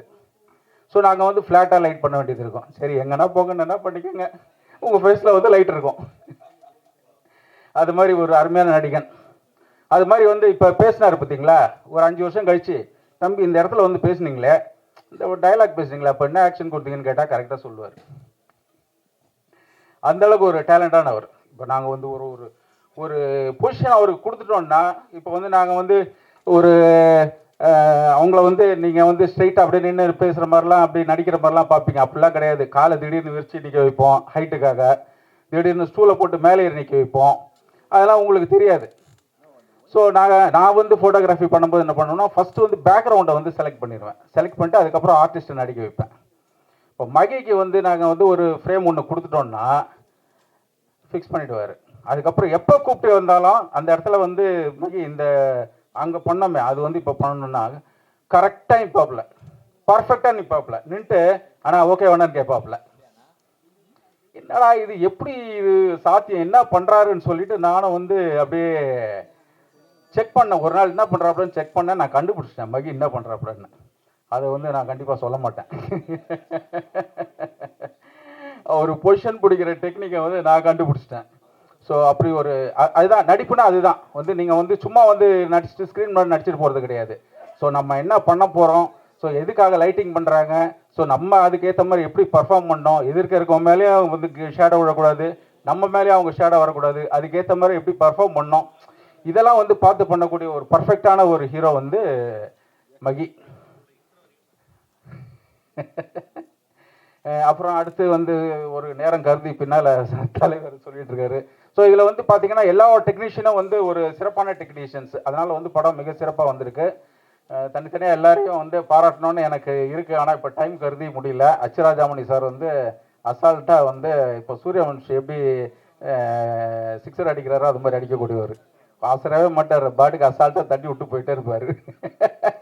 அதை மாதிரி ஒருத்தர். அது மாதிரி எங்கள் ஆர்ட் டைரக்டர் வந்து பார்த்தீங்கன்னா ஏகப்பட்டது பேசியிருக்காரு எங்ககிட்ட. ஆனால் வாயில் பேசலை, கண்ணுலேயும் பேசலை. ஏதாவது சொன்னா என்ன பண்ணுவார், டக்குன்னு வந்து பேப்பரில் வந்து வரைஞ்சி கொடுத்துருவார். ஏகப்பட்ட கொயராக பேப்பர் வாங்கி கொடுத்து அவ்வளோ வந்து டயக்ராம் போட்டு கொடுத்து தெர்மாக்கோலில் வந்து முதல்ல எங்கள் ஆஃபீஸில் கிடக்குது பெரிய பெரிய முதல்ல நைட்டு வந்து எங்கள் டைரக்டர் வந்து ஒர்க் பண்ணிவிட்டு ஆஃபீஸ்லேயே வந்து படுத்து தூங்கினாருன்னா அந்த முதலே கட்டி பிடிச்சி தான் தூங்குவார். அப்படி அங்கே இருக்குது. அது மாதிரி டான்ஸ் மாஸ்டர் ராதிகா மாஸ்டர் பண்ணாங்க, பாலகுமார் மாஸ்டர் சூப்பராக பண்ணாங்க. வேறு யாரும் மிஸ் பண்ணதில்லை. கியாமியா என்னது கயாமியாவா என்ன பேர் கிமாயா வந்து ஐயோ அவங்கக்கிட்ட கிக்கு வாங்கினீங்கன்னா அவ்வளோதான் அடிச்சிருப்பாங்க பாருங்க kick. Otherwise I tell you to do here. அது மாதிரி சாய்பா ஹீரோயின், ரொம்ப அழகான ஹீரோயின், ரொம்ப சூப்பராக நடிச்சிருப்பாங்க. அந்த பேர் அவங்களுக்கு சாய்பா, சாயிற மாதிரி. அந்த சாயிறவங்களுக்கு வந்து எங்கள் தலைவர் ஒரு பாட்டு எழுதியிருப்பார் கருணாநிதி சார், நிமிர்ந்து நெல் அவரோட வரி. ஸோ அவர் எப்பயுமே பார்த்தீங்கன்னா அந்த அந்த அந்த பாசிட்டிவிட்டி, அவர் எழுதுனத ஒன்று நிமிர்ந்து நெல், எல்லாம் நிமிர்ந்து நெல்லுங்கடா, எது குனிறீங்க அந்த மாதிரி. அப்படி ஒரு ரைட்டரு. யாரை மிஸ் பண்ணேன்னு தெரில. டைரக்டர் வந்து அவரை பற்றி சொல்லவே வேண்டாம், தொப்பி போட்டுக்கிட்டே இருப்பார். ஏன்னா அவ்வளோ அது மூளையை பாதுகாக்கிறார் அவர். அப்படி ஒரு மூளைக்காரன். நாங்கள் பேசிக்கிறதே வந்து பார்த்தீங்கன்னா டிஸ்கஷனே வந்து நம்ம காரி துப்பிக்கலாமான்னு தான் கேட்பார். ஸோ நாங்கள் பேசுறது வந்து ஆளுக்காள் வந்து காரி துப்பிக்குவோம். அவருடைய கோ டைரக்டர் ராமச்சந்திரன் பயங்கரமாக காரி துப்பிக்குவாங்க, எங்கள் மேலாம் உழும் பக்கத்தில் இருக்கும்போது. அது மாதிரி எல்லாமே வந்து காரி துப்புறது தான். சரி மேடையில் வந்து என்னை கொஞ்சம் காரி துப்பிடுங்க நல்லபடியாக. என்னை பற்றி சொல்லணும்னா ஸ்க்ரீனில் பார்த்துருப்பீங்க. ரொம்ப நன்றி. நேரம் கருதி பேச முடியல போதும். அப்புறம் எல்லாரும் வந்து இந்த இது வந்து ஒரு 2K கிட்ஸ்க்காக படம். 2K கிட்ஸ் பசங்களாம் வந்து பாருங்கள். அதுக்காக 90s கிட்ஸ்லாம் வந்து எங்களுக்கு இல்லையான்னு இல்லை, இது உங்கள் படமும் கூட, நீங்களும் வந்து பாருங்கள். அது மாதிரி 80s 40s 50s எல்லாரோடைய படம் இது. ஸோ எல்லாரும் வந்து இந்த படத்தை தேட்டரில் வந்து பாருங்கள். நன்றி, வணக்கம்.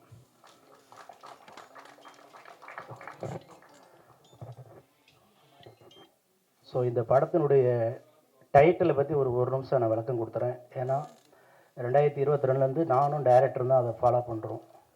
2022 எங்கள் தயாரிப்பாளரை வந்து நாங்கள் வந்து ஸ்ரீ பூவாயம்மன் மூவிஸ் வேங்க ஐயனார் கரா என்ற டைட்டில் 1,50,000 கட்டி ப்ரொடியூசர் மெம்பர் ஆகி டைட்டில் ரிஜிஸ்ட்ரேஷன் பண்ணுறோம் 2022. அதுக்கப்புறம் ஹிந்திலேயும் பண்ணியிருக்கோம், தெலுங்கில் பண்ணியிருக்கோம், கன்னடத்தில் பண்ணியிருக்கோம்.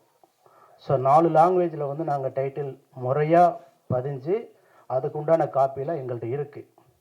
அதே மாதிரி இந்த படத்துக்கு வந்து ஃபஸ்ட் லுக்கை வெளியிட்டது எங்களுடைய மக்கள் செல்வன் விஜய் சேதுபதி. அதோடைய வீடியோ எல்லாமே சன் நியூஸ் எல்லாத்துலேயும் வந்து எல்லாம் இருக்குது. ஸோ இந்த படம் வந்து நாங்கள் முடிஞ்சு ரிலீஸ் பண்ண வர டயத்தில் ஒரு 3 மாதத்துக்கு முன்னாடி டைரக்டர் நைட் எனக்கு ஒரு 1 மணிக்கு அனுப்புகிறார். இந்த மாதிரி தனுஷ் படத்தை டைட்டில் வச்சுருக்காங்க அப்படின்னு சொல்லிட்டு ரொம்ப ஷாக் ஆகிட்டேன்.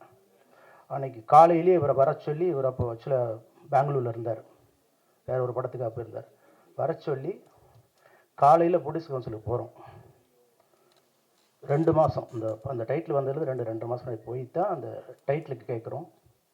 ஆஃபீஸில் யாருமே இல்லை, அந்த லேடி மட்டும்தான். இப்போ இந்த 2 மாதமாக நாங்கள் அலைஞ்சிட்ருக்குறோம். லெட்ரு கொடுக்குறோம், இந்த சொல்கிறேன், இந்த ஈசி மீட்டிங் போடுறோம், இந்த இப்போ ப்ரொடியூசர் எலெக்ஷன் நடக்க போகுது இப்படி சொல்லி ப்ரொடியூசர் எலெக்ஷன் முடிஞ்சதுக்கப்புறமும் நானும் போய் 2 பேரும் போய் லெட்டர் கொடுத்த மாதிரி கேட்குறேன். என்னங்க வீட்டில் சொல்கிறேன் சார், ஈசி மீட்டிங் போடுறேன் சார். இப்போ ஈசி மீட்டிங் போட்டாங்களா, இப்போ ரிலீஸ் வரைக்கும் அவங்களும் வந்துட்டாங்க, நாங்களும் வந்துட்டோம். இதுக்கு முழு பொறுப்பு தயாரிப்பாளர் சங்கம் மட்டும்தான். நாங்கள் வந்து அவங்களையும் குறை சொல்ல முடியாது, எங்களையும் குறை சொல்ல முடியாது. முழுக்க தயாரிப்பாளர் சங்கம் இதுக்கு ஒரு தீர்வை ஓரிரு நாள் எடுக்க வேண்டும். எங்களுக்கு முறையான ஆவணங்கள் எல்லாம் எங்கள் கையில் உள்ளது. வேறு முறையை சந்திக்கிறதும் நாங்கள் ரெடியாக இருக்கிறோம். ஸோ அதனால் இதுக்கு முழு பொறுப்பு தயாரிப்பாளர் சங்கம் ஏற்க வேண்டும்.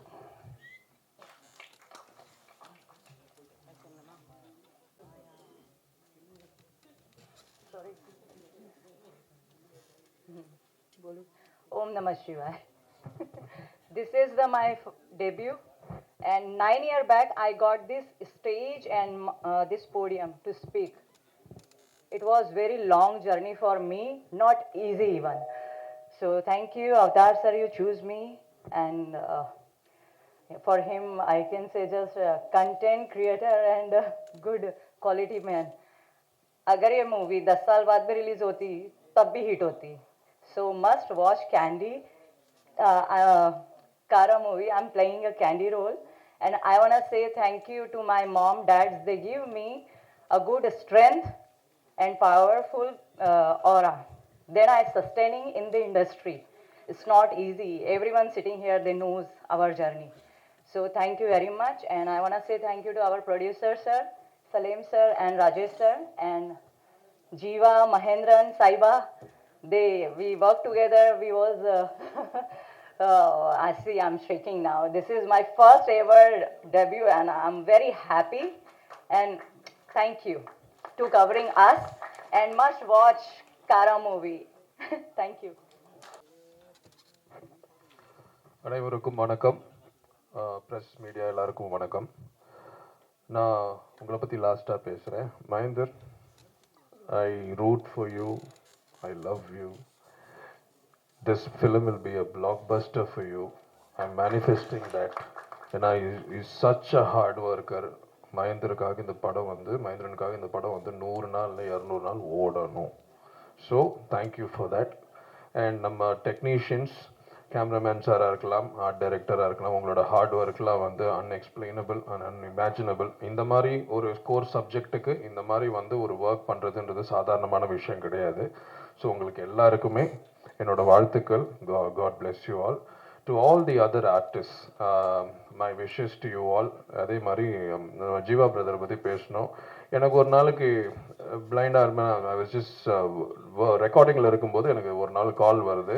எனக்கு கால் பண்ணிவிட்டு உங்கள் என்ன பண்ணி வச்சுருக்கீங்கன்னு அப்படின்னு அவருக்கு அந்த கால் அவருக்கு.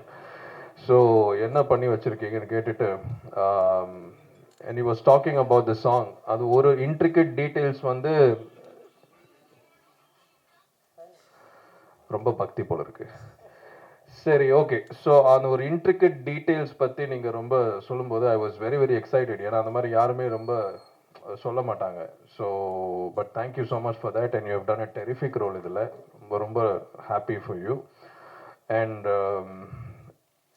என்னோட டைரக்டரை பற்றி நான் பேசியே ஆகணும். எனக்கு வந்து டைரக்டர் வந்து எனக்கு மகேந்திரன் மூலியமாக தான் தெரியும். எனக்கு மகேந்திரன் எனக்கு கால் பண்ணிட்டு, அண்ணா நீங்கள் இந்த படம் பண்ணியே ஆகணும், உங்களுக்கு நான் ஒரு சாய்ஸ் கொடுக்க மாட்டேன் அப்படின்னாரு. சரி, ஓகேப்பா நம்ம பண்ணலான்னு சொல்லிட்டு நம்ம வந்து கதை கேட்கும்போது எனக்கு வந்து ஒரு மனுஷன் வந்து நம்ம வந்து கொஞ்சம் ஃபார்மலாக ட்ரெஸ் பண்ணிட்டு வருவோம், இல்லைன்னா வந்து கொஞ்சம் கேஷுவலாக ட்ரெஸ் பண்ணிட்டு வருவோம். இவர் என்னடா தொப்பி போட்டு வேற மாதிரி வராரு, யார் இந்த மனுஷன் சொல்லிட்டு உட்காந்து பார்க்கும்போது, சார் என் பேர் அவதார் அப்படின்னு அங்கேயே ஃபியூஸ் அவுட் எனக்கு. சரி ஓகே என்ன தான் கதைன்னு சொல்லும்போது, இந்த கதையை பற்றி எக்ஸ்பிளைன் பண்ணும்போது எனக்கு என்னோட ஃபியூஸ் திருப்பி வந்துச்சு. such a talented director, such a hard worker, such a ஒரு சரியான ஸ்போர்ட்னு சொல்லுவாங்க.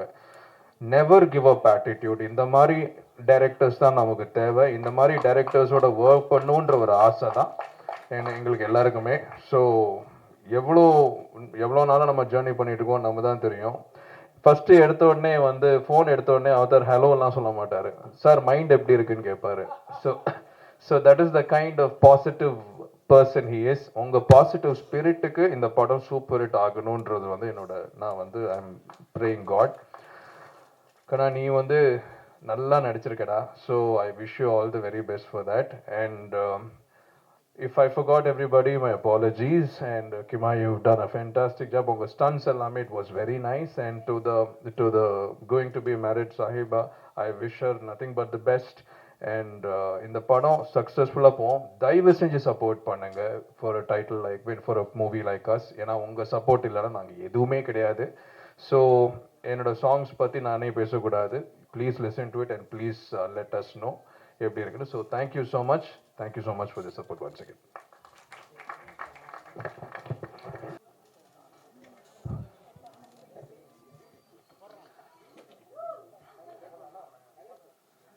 வந்திருக்கிற மீடியா நண்பர்கள் எல்லாருக்கும் வணக்கம். வந்திருக்க சீஃப் கெஸ்ட்டு எல்லாருக்குமே தேங்க்ஸு.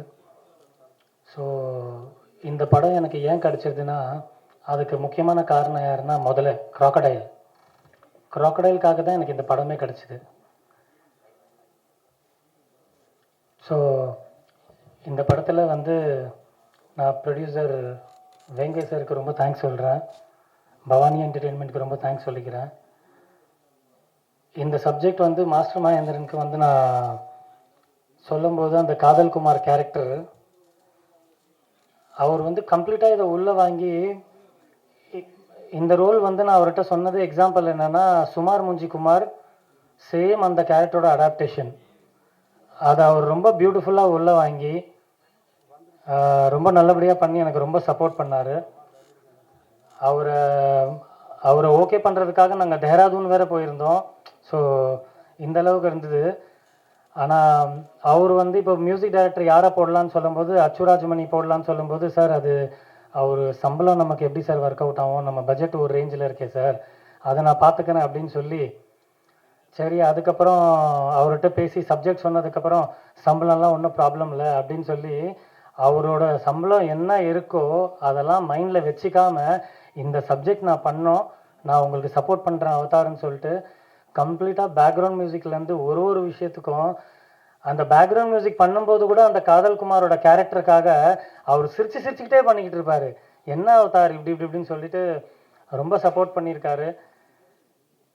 அப்புறம் ஜீவா சார் அவர்கிட்ட போய் நடிக்கும்போது சொல்லும்போது சார் நீங்கள் நடிக்கணும் அப்படின்னு சொல்லிட்டு என்னப்பா என்ன ரோல் ஹீரோ அப்படின்னு சொல்லும்போது இல்லை சார் நீங்கள் வில்லனாக நடிக்கணும் அப்படின்னு சொல்லும்போது அவர் பண்ணுற காமெடி அவர் பண்ணுற அந்த சீரியஸ்னஸ்ஸு இல்லை சார் நீங்கள் வில்லனாக தான் சார் நடிக்கணும் அப்படின்னு சொல்லிட்டுப்பா நல்லா இருக்காது அப்படின்னு சொல்லும்போது சார் இல்லை சார் ப்ளீஸ் பண்ணி ஆகணும் சார் சொல்லி ரெக்வஸ்ட் பண்ணி அந்த ரோல்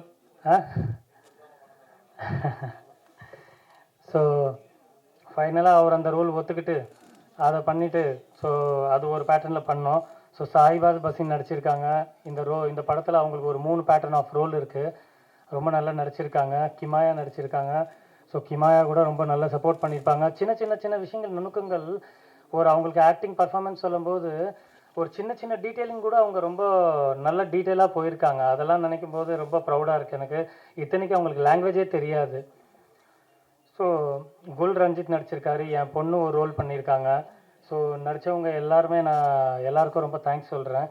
ஸோ டெக்னீஷியனில் பார்த்தீங்கன்னா கேமராமேன் வில்லியம் சார், ஃபோட்டோகிராஃபியில் வந்து ரொம்ப நல்ல ஹை குவாலிட்டியாக ரொம்ப புரிஞ்சுக்கிட்டு லைட்டிங்கோட சென்ஸு. நாங்கள் குஜராத்தில் ஷூட் பண்ணும்போது 5000 ஸ்கொயர் ஃபீட்டில் தண்ணி ஃபில் பண்ணியிருக்கோம். ஸோ அந்த 5000 ஸ்கொயர் ஃபீட்டில் தண்ணி ஃபில் பண்ணியிருக்கோன்றதுனால ரொம்ப காம்ப்ளிகேஷன்ஸ் இருக்கும். ஸோ லைட்டிங் கீழே செட் பண்ண முடியாது, லைட்டிங் மேலே தான் செட் பண்ணணும். அந்த விஷயத்தை ரொம்ப பியூட்டிஃபுல்லாக ஹேண்டில் பண்ணியிருக்காரு அவர். ஸோ ரொம்ப தேங்க்ஸ் சொல்லிக்கிறேன் சார். எங்களுக்கு யாருக்கும் எந்த விபத்தும் வராமல் ரொம்ப அழகாக ஹேண்டில் பண்ணி சினிமாட்டோகிராஃபர் பண்ணியிருக்காரு. ரொம்ப தேங்க்ஸ் சார். அப்புறம் எடிட்டர் ஜென்ரலாகவே வந்து நம்ம ஃபில்ம் வந்து ஒரு மாநாடு பேட்டர்னில் ரொம்ப நான் லீனியராக இருக்கும். ஸோ எடிட்டர் சார் வந்து எடிட்டிங்கில் வந்து பட்டை கிளப்பிட்டார். அந்த மாதிரி இப்போ ஒரு பேட்டர்னில் அவர் எனக்கு தெரிஞ்சு அவர்லாம் ஒரு ட்ரெண்டி எடிட்டர் நான் நினைக்கிறேன். கிரேசன் சார் சார் எங்கே இருக்கீங்க கிரேசன் சார்? ரொம்ப தேங்க்ஸ் சார், எனக்கு நீங்கள் ஒரு எடிட்டராக கிடைச்சதுக்கு ரொம்ப நன்றி சார். ஆர்ட் டைரக்டர் சார், ஜென்ரலாகவே ஆர்ட் டைரக்டர் சார் ஓகே ஆகிறதுக்கு முன்னாடி பிஎல் தேவா சாரை போட்டுடலாம் யாருன்னு கேட்டேன். அவர் இல்லை இவ்வளோ ஏஜ் ஆயிருக்கு அப்படி இப்படின்னு சொன்னாங்க, நமக்கு எப்படி செட் ஆகும் அப்படின்லாம் நான் கொஞ்சம் நெகட்டிவாக நினச்சிட்டு இருந்தேன். ஆனால் அவர் உள்ளே வந்ததுக்கப்புறம் அவரோட ஏஜ் தான் எங்களை காப்பாற்றிச்சுன்றது நான் 100% அதை நம்புகிறேன்.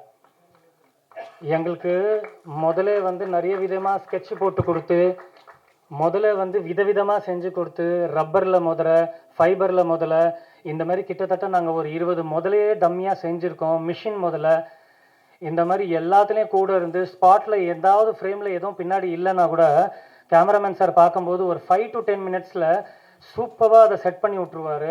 ரொம்ப தேங்க்ஸ் சார், உங்களால் நாங்கள் ரொம்ப பெருசாக தப்பிச்சிருக்கோம் சார். ஸோ இந்த படத்தை வந்து கொஞ்சம் ஓரளவுக்கு பெரிய ரேஞ்சுக்கு ஆக்குனதும் ஆர்ட் டைரக்டரை நம்ம சொல்லிக்கலாம். Fight master Michael miracle sir, அப்புறம் பில்டப் ரவி 2 பேர் ஃபைட் மாஸ்டராக பண்ணியிருக்காங்க. பட் மைக்கேல் மிராக்கல் சார் வந்து நமக்கு முதல்ல போர்ஷன் பண்ணல, முதல்ல போர்ஷன் வந்து நமக்கு பில்டப் ரவி பண்ணியிருக்காரு. ரொம்ப ஷார்ட் டைமில் அவரை ரொம்ப அழகாக புரிஞ்சுக்கிட்டு என்னோட பாதி ப்ரெஷர் அவர் தான் மேலே எடுத்துக்கிட்டு மாஸ்டர் மகேந்திரன் ஹீரோ எப்படி உல்ட்டா தொங்குறது அவரை ரொம்ப சேஃப்டியாக ஹேண்டில் பண்ணி முதல்ல போர்ஷன்ஸ்லாம் ரொம்ப வெரைட்டியாக பண்ணி ரொம்ப இதை வந்து ஒரு பெரிய படமாக ஆக்கி கொடுத்துருக்காரு. ரொம்ப நன்றி sir buildup Ravi sir. Michael miracle sir வந்து முதல்ல போர்ஷன் இல்லாமல் மற்ற போர்ஷன் பண்ணியிருக்காரு. அவர்கிட்ட வந்து நான் என்ன சொன்னேன்னா, அவர் பண்ணுற ஒரு ஃபைட்டில் வந்து மாஸ்டர் மகேந்திரன் வந்து யாரையும் அடிக்கக்கூடாது, ஆனால் இது சூப்பர் ஆக்ஷன் பிளாக்காக இருக்கணும், கிட்டத்தட்ட ஒரு ஜாக்கி சான் சாரோட நம்ம ரெஃபரன்ஸாக எடுத்துக்கலாம் அப்படின்னு சொல்லி சொன்னேன். படம் பார்த்ததுக்கப்புறம் நம்ம சர்க்கிளில் இருக்கிறவங்க என்கிட்ட சொல்கிறாங்க, இந்த ஃபைட் அப்படியே ஜாக்கி சான் மாதிரி இருக்குது. ஸோ அவருக்கும் நான் தேங்க்ஸ் சொல்கிறேன். அவர் நான் என்னென்ன மனசில் நினச்சேனோ அதுக்கேற்ற மாதிரி பண்ணார். ஸோ நம்ம கோ-டைரக்டர் ராமச்சந்திரன் இந்த படத்துக்காக ரொம்ப உழைச்சிருக்காரு. குஜராத் ஷெட்யூலில் ரொம்ப கொஞ்சம் ஊந்து கொஞ்சம் அவருக்கெல்லாம் கொஞ்சம் இன்ஜர் ஆகி இந்த மாதிரி ரொம்ப டெக்னிக்கலாக ஹெல்ப் பண்ணியிருக்காரு. நம்ம கோ-ரைட்டர் பிரபாகர் சார், அவருக்கு நான் நன்றி சொல்லிக்கிறேன். சேதுபதி சார், இந்த பாட்டை அவர் பாடினதுனால என்னோட முதல் படம், அவர் இந்த பாட்டு பாடினதுனால எனக்கு ஒரு பாக்கியமாக நான் இதை நினைக்கிறேன். என் ஃபஸ்ட்டு படத்தில் அவர் பாட்டு பாடியிருக்காரு. ஸோ அந்த பாட்டு ரொம்ப நல்லா வரணும், நல்லா ஹிட் ஆகணும். உங்கள் எல்லாருக்கிட்டையும் ரெக்வஸ்ட் பண்ணிக்கிறேன். நிமிர்ந்து நில் அந்த பாட்டு சொர்க்கோ கருணாநிதி சார் எழுதியிருக்காரு. அந்த லிரிக்ஸ் கேட்ட உடனே மியூசிக் டைரக்டர் வந்து யார் எழுதுனாங்க, லிரிக்ஸ் ரொம்ப டச்சிங்காக இருக்குது, எனக்கே உறுத்துது. ஸோ எனக்கு என்ன ஒரு நம்பிக்கை இருக்குன்னா, இந்த நிமிர்ந்து நில் சாங் வந்து நிறைய பொண்ணுங்களுக்கு வந்து உள்ள ஒரு கான்ஃபிடென்ஸ் லெவல் கொடுக்கும். நம்ம என்றைக்கும் கொஞ்சம் வீக்காக இருக்கக்கூடாது, நமக்கு என்ன மாதிரி ஒரு சுச்சுவேஷன் இருந்தாலும் நம்ம நிமிர்ந்து நிற்கலாம் அப்படின்ற ஒரு தன்னம்பிக்கை கொடுக்கும். மகளே சாங்கு, இந்த மகளே சாங் வந்து கேஜிஎஃப்பில் அம்மா சாங் எழுதினவர் தான் கரால அப்பா சாங் எழுதியிருக்காரு, மதுரை கவி. ஸோ மதுரை கவி சார் இன்னைக்கு வரல. அவர் கிட்டத்தட்ட அவர்கிட்ட நான் 6 சாங்கோட லிரிக்ஸ் வாங்கியிருக்கேன். அவர் ரொம்ப பியூட்டிஃபுல்லாக அதை எழுதி ரொம்ப பியூட்டிஃபுல்லாக அந்த சாங் வந்திருக்கு. அந்த சாங் வந்து என் பொண்ணு அந்த சாங்கில் பர்ஃபார்மன்ஸ் பண்ணியிருக்காங்க. குல் ரஞ்சித் அதில் பர்ஃபார்மன்ஸ் பண்ணியிருக்காரு. ஸோ இந்த சாங் வந்து ரொம்ப பெரிய ஹிட்டாக வரணுன்றது நான் எல்லாருக்கிட்டையும் ரெக்வஸ்ட் பண்ணுறேன். கிளாப்ஸ் பண்ண சாங் வந்து அச்சுராஜமணி சார் பாடியிருக்காரு, நமிதா மாரிமுத்து பாடியிருக்காங்க. இந்த ரேப் போர்ஷன் யார் பாடலான்னு அச்சுராஜமணி சார்கிட்ட டிஸ்கஸ் பண்ணும்போது நீங்கள் சொல்லுங்கள் அப்படின்னு நாங்கள் டிஸ்கஸ் பண்ணும்போது நமிதா மாரிமுத்து பாடினா நல்லாயிருக்கும்னு சொல்லி சரி பிளான் பண்ணலான்னு சொல்லி அவங்க பாடும்போது ரெக்கார்டிங் உள்ளே போயிட்டுருக்கா. அவர் சொல்கிறாரு, என்ன வாய்ஸ் அவதார் வாய்ஸ் இப்படி கத்தி மாரி இருக்கே வாய்ஸ்ன்னு சொல்லி, சூப்பர் ஷார்ப்பாக இருக்குன்னு சொல்லி அவருக்கு அவ்வளோ ஒரு சந்தோஷம். ஸோ தேங்க்ஸ், 2 பேருக்கும் தேங்க்ஸ் சொல்லிக்கிறேன். ஸோ சொர்க்கோ கருணாநிதி சார் உங்களுக்கும் தேங்க்ஸு. ஸோ மங்களம் கிரியேஷன் தான் இந்த படம் ரிலீஸ் பண்ணுறாங்க. ரொம்ப நன்றி சார், உங்கள் சப்போர்ட் எங்களுக்கு ரொம்ப ஸ்ட்ராங்காக கிடைக்கணும். ஸோ மாஸ்டர் மகேந்திரன் சார் உங்களுக்கு ரொம்ப நன்றி. இந்த படத்தில் இந்த கேரக்டரை, காதல் குமார் என்ற கேரக்டரை நீங்கள் ரொம்ப பெருசாக ஹைலைட் பண்ணிட்டீங்க. நான் இந்த கேரக்டரைசேஷனை நீங்கள் எங்கேயோ கூப்பிட்டு போனதுக்காக நான் உங்களை லைஃப்லேயே மறக்க மாட்டேன். இன்னொன்று சில விஷயங்கள் என்னென்னா, ஷூட் முடிஞ்சதுக்கப்புறம் எனக்கு சின்ன விஷயத்துக்கு வந்து ப்ரொடக்ஷன் சைட்லேருந்து கொஞ்சம் இந்த ஷூட் பண்ணுறதுக்காக எனக்கு சில ஃபெசிலிட்டி கிடைக்கல. அந்த சீன் நான் பண்ணியே ஆகணுன்றதுக்காக இவருக்கு பர்சனலாக ஃபோன் பண்ணுறேன், சார் எனக்கு ஒரு 2-3 சீன் பண்ணணும் சார், ப்ரொடக்ஷனுக்கு தெரியாமல் பண்ணணும், கொஞ்சம் ஹெல்ப் பண்ணுங்க சார்ன்னு சொன்னேன். எதுவுமே ஆர்கியூமெண்ட் பண்ணாமல் ரொம்ப பியூட்டிஃபுல்லாக வந்துட்டு எனக்கு பண்ணி கொடுத்தாரு. அதுக்கு எந்த காசும் கேட்காம, எந்த ட்ராவலிங் எக்ஸ்பென்ஸ் கேட்காம, எதுவுமே பண்ணாமல் சூப்பராக அழகாக பண்ணி கொடுத்தாரு. காதல் குமாரை வந்து இவர் விஷுவலி மட்டும் இல்லை, ஆடியோ லாங்குவேஜில் கூட காதல் குமாரை வந்து வேற மாதிரி ஒரு பேட்டர்னில் இவர் ஆடியோவில் இது கொடுத்துருக்காரு. ரொம்ப தேங்க்ஸ் சார், என்னை ரொம்ப பெருசாக காப்பாற்றிட்டீங்க இந்த படத்தில். மியூசிக் டைரக்டர் சார் வந்து பேக்ரவுண்ட் ஸ்கோரில் வந்து ஒரு சின்ன விஷயத்துக்கு என்னை ரொம்ப பெருசாக எஸ்கேப் பண்ணிட்டாங்க. ஸோ இந்த படத்தில் எனக்கு கிடைச்ச எல்லா டெக்னீஷியனும் எனக்கு ரொம்ப மாஸ்டர் பீஸாக கிடச்சிருக்காங்க. என் உணர்வு, என் எமோஷன்ஸை ரொம்ப எக்ஸ்ட்ராடினரியாக என்னை புரிஞ்சுக்கிட்டாங்க. ஷூட்டிங் ஸ்பாட்டில் கூட எனக்கு எல்லா ஆர்டிஸ்ட்டும் ரொம்ப நல்லா சப்போர்ட் பண்ணாங்க. உங்கள் எல்லாருக்கும் நான் ரொம்ப தேங்க்ஸ் சொல்கிறேன். இந்த படத்தை வந்து நல்லபடியாக ஹிட் பண்ணுங்கள். எல்லா சினிமாக்காரங்களுக்கு நான் மனமார்ந்த நன்றி சொல்கிறேன். ரொம்ப தேங்க்ஸ்.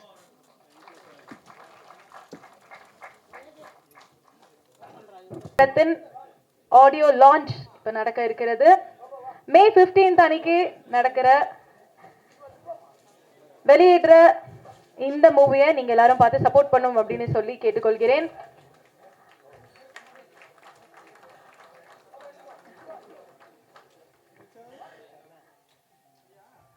கரா மூவி மே 15 உங்களுக்காக.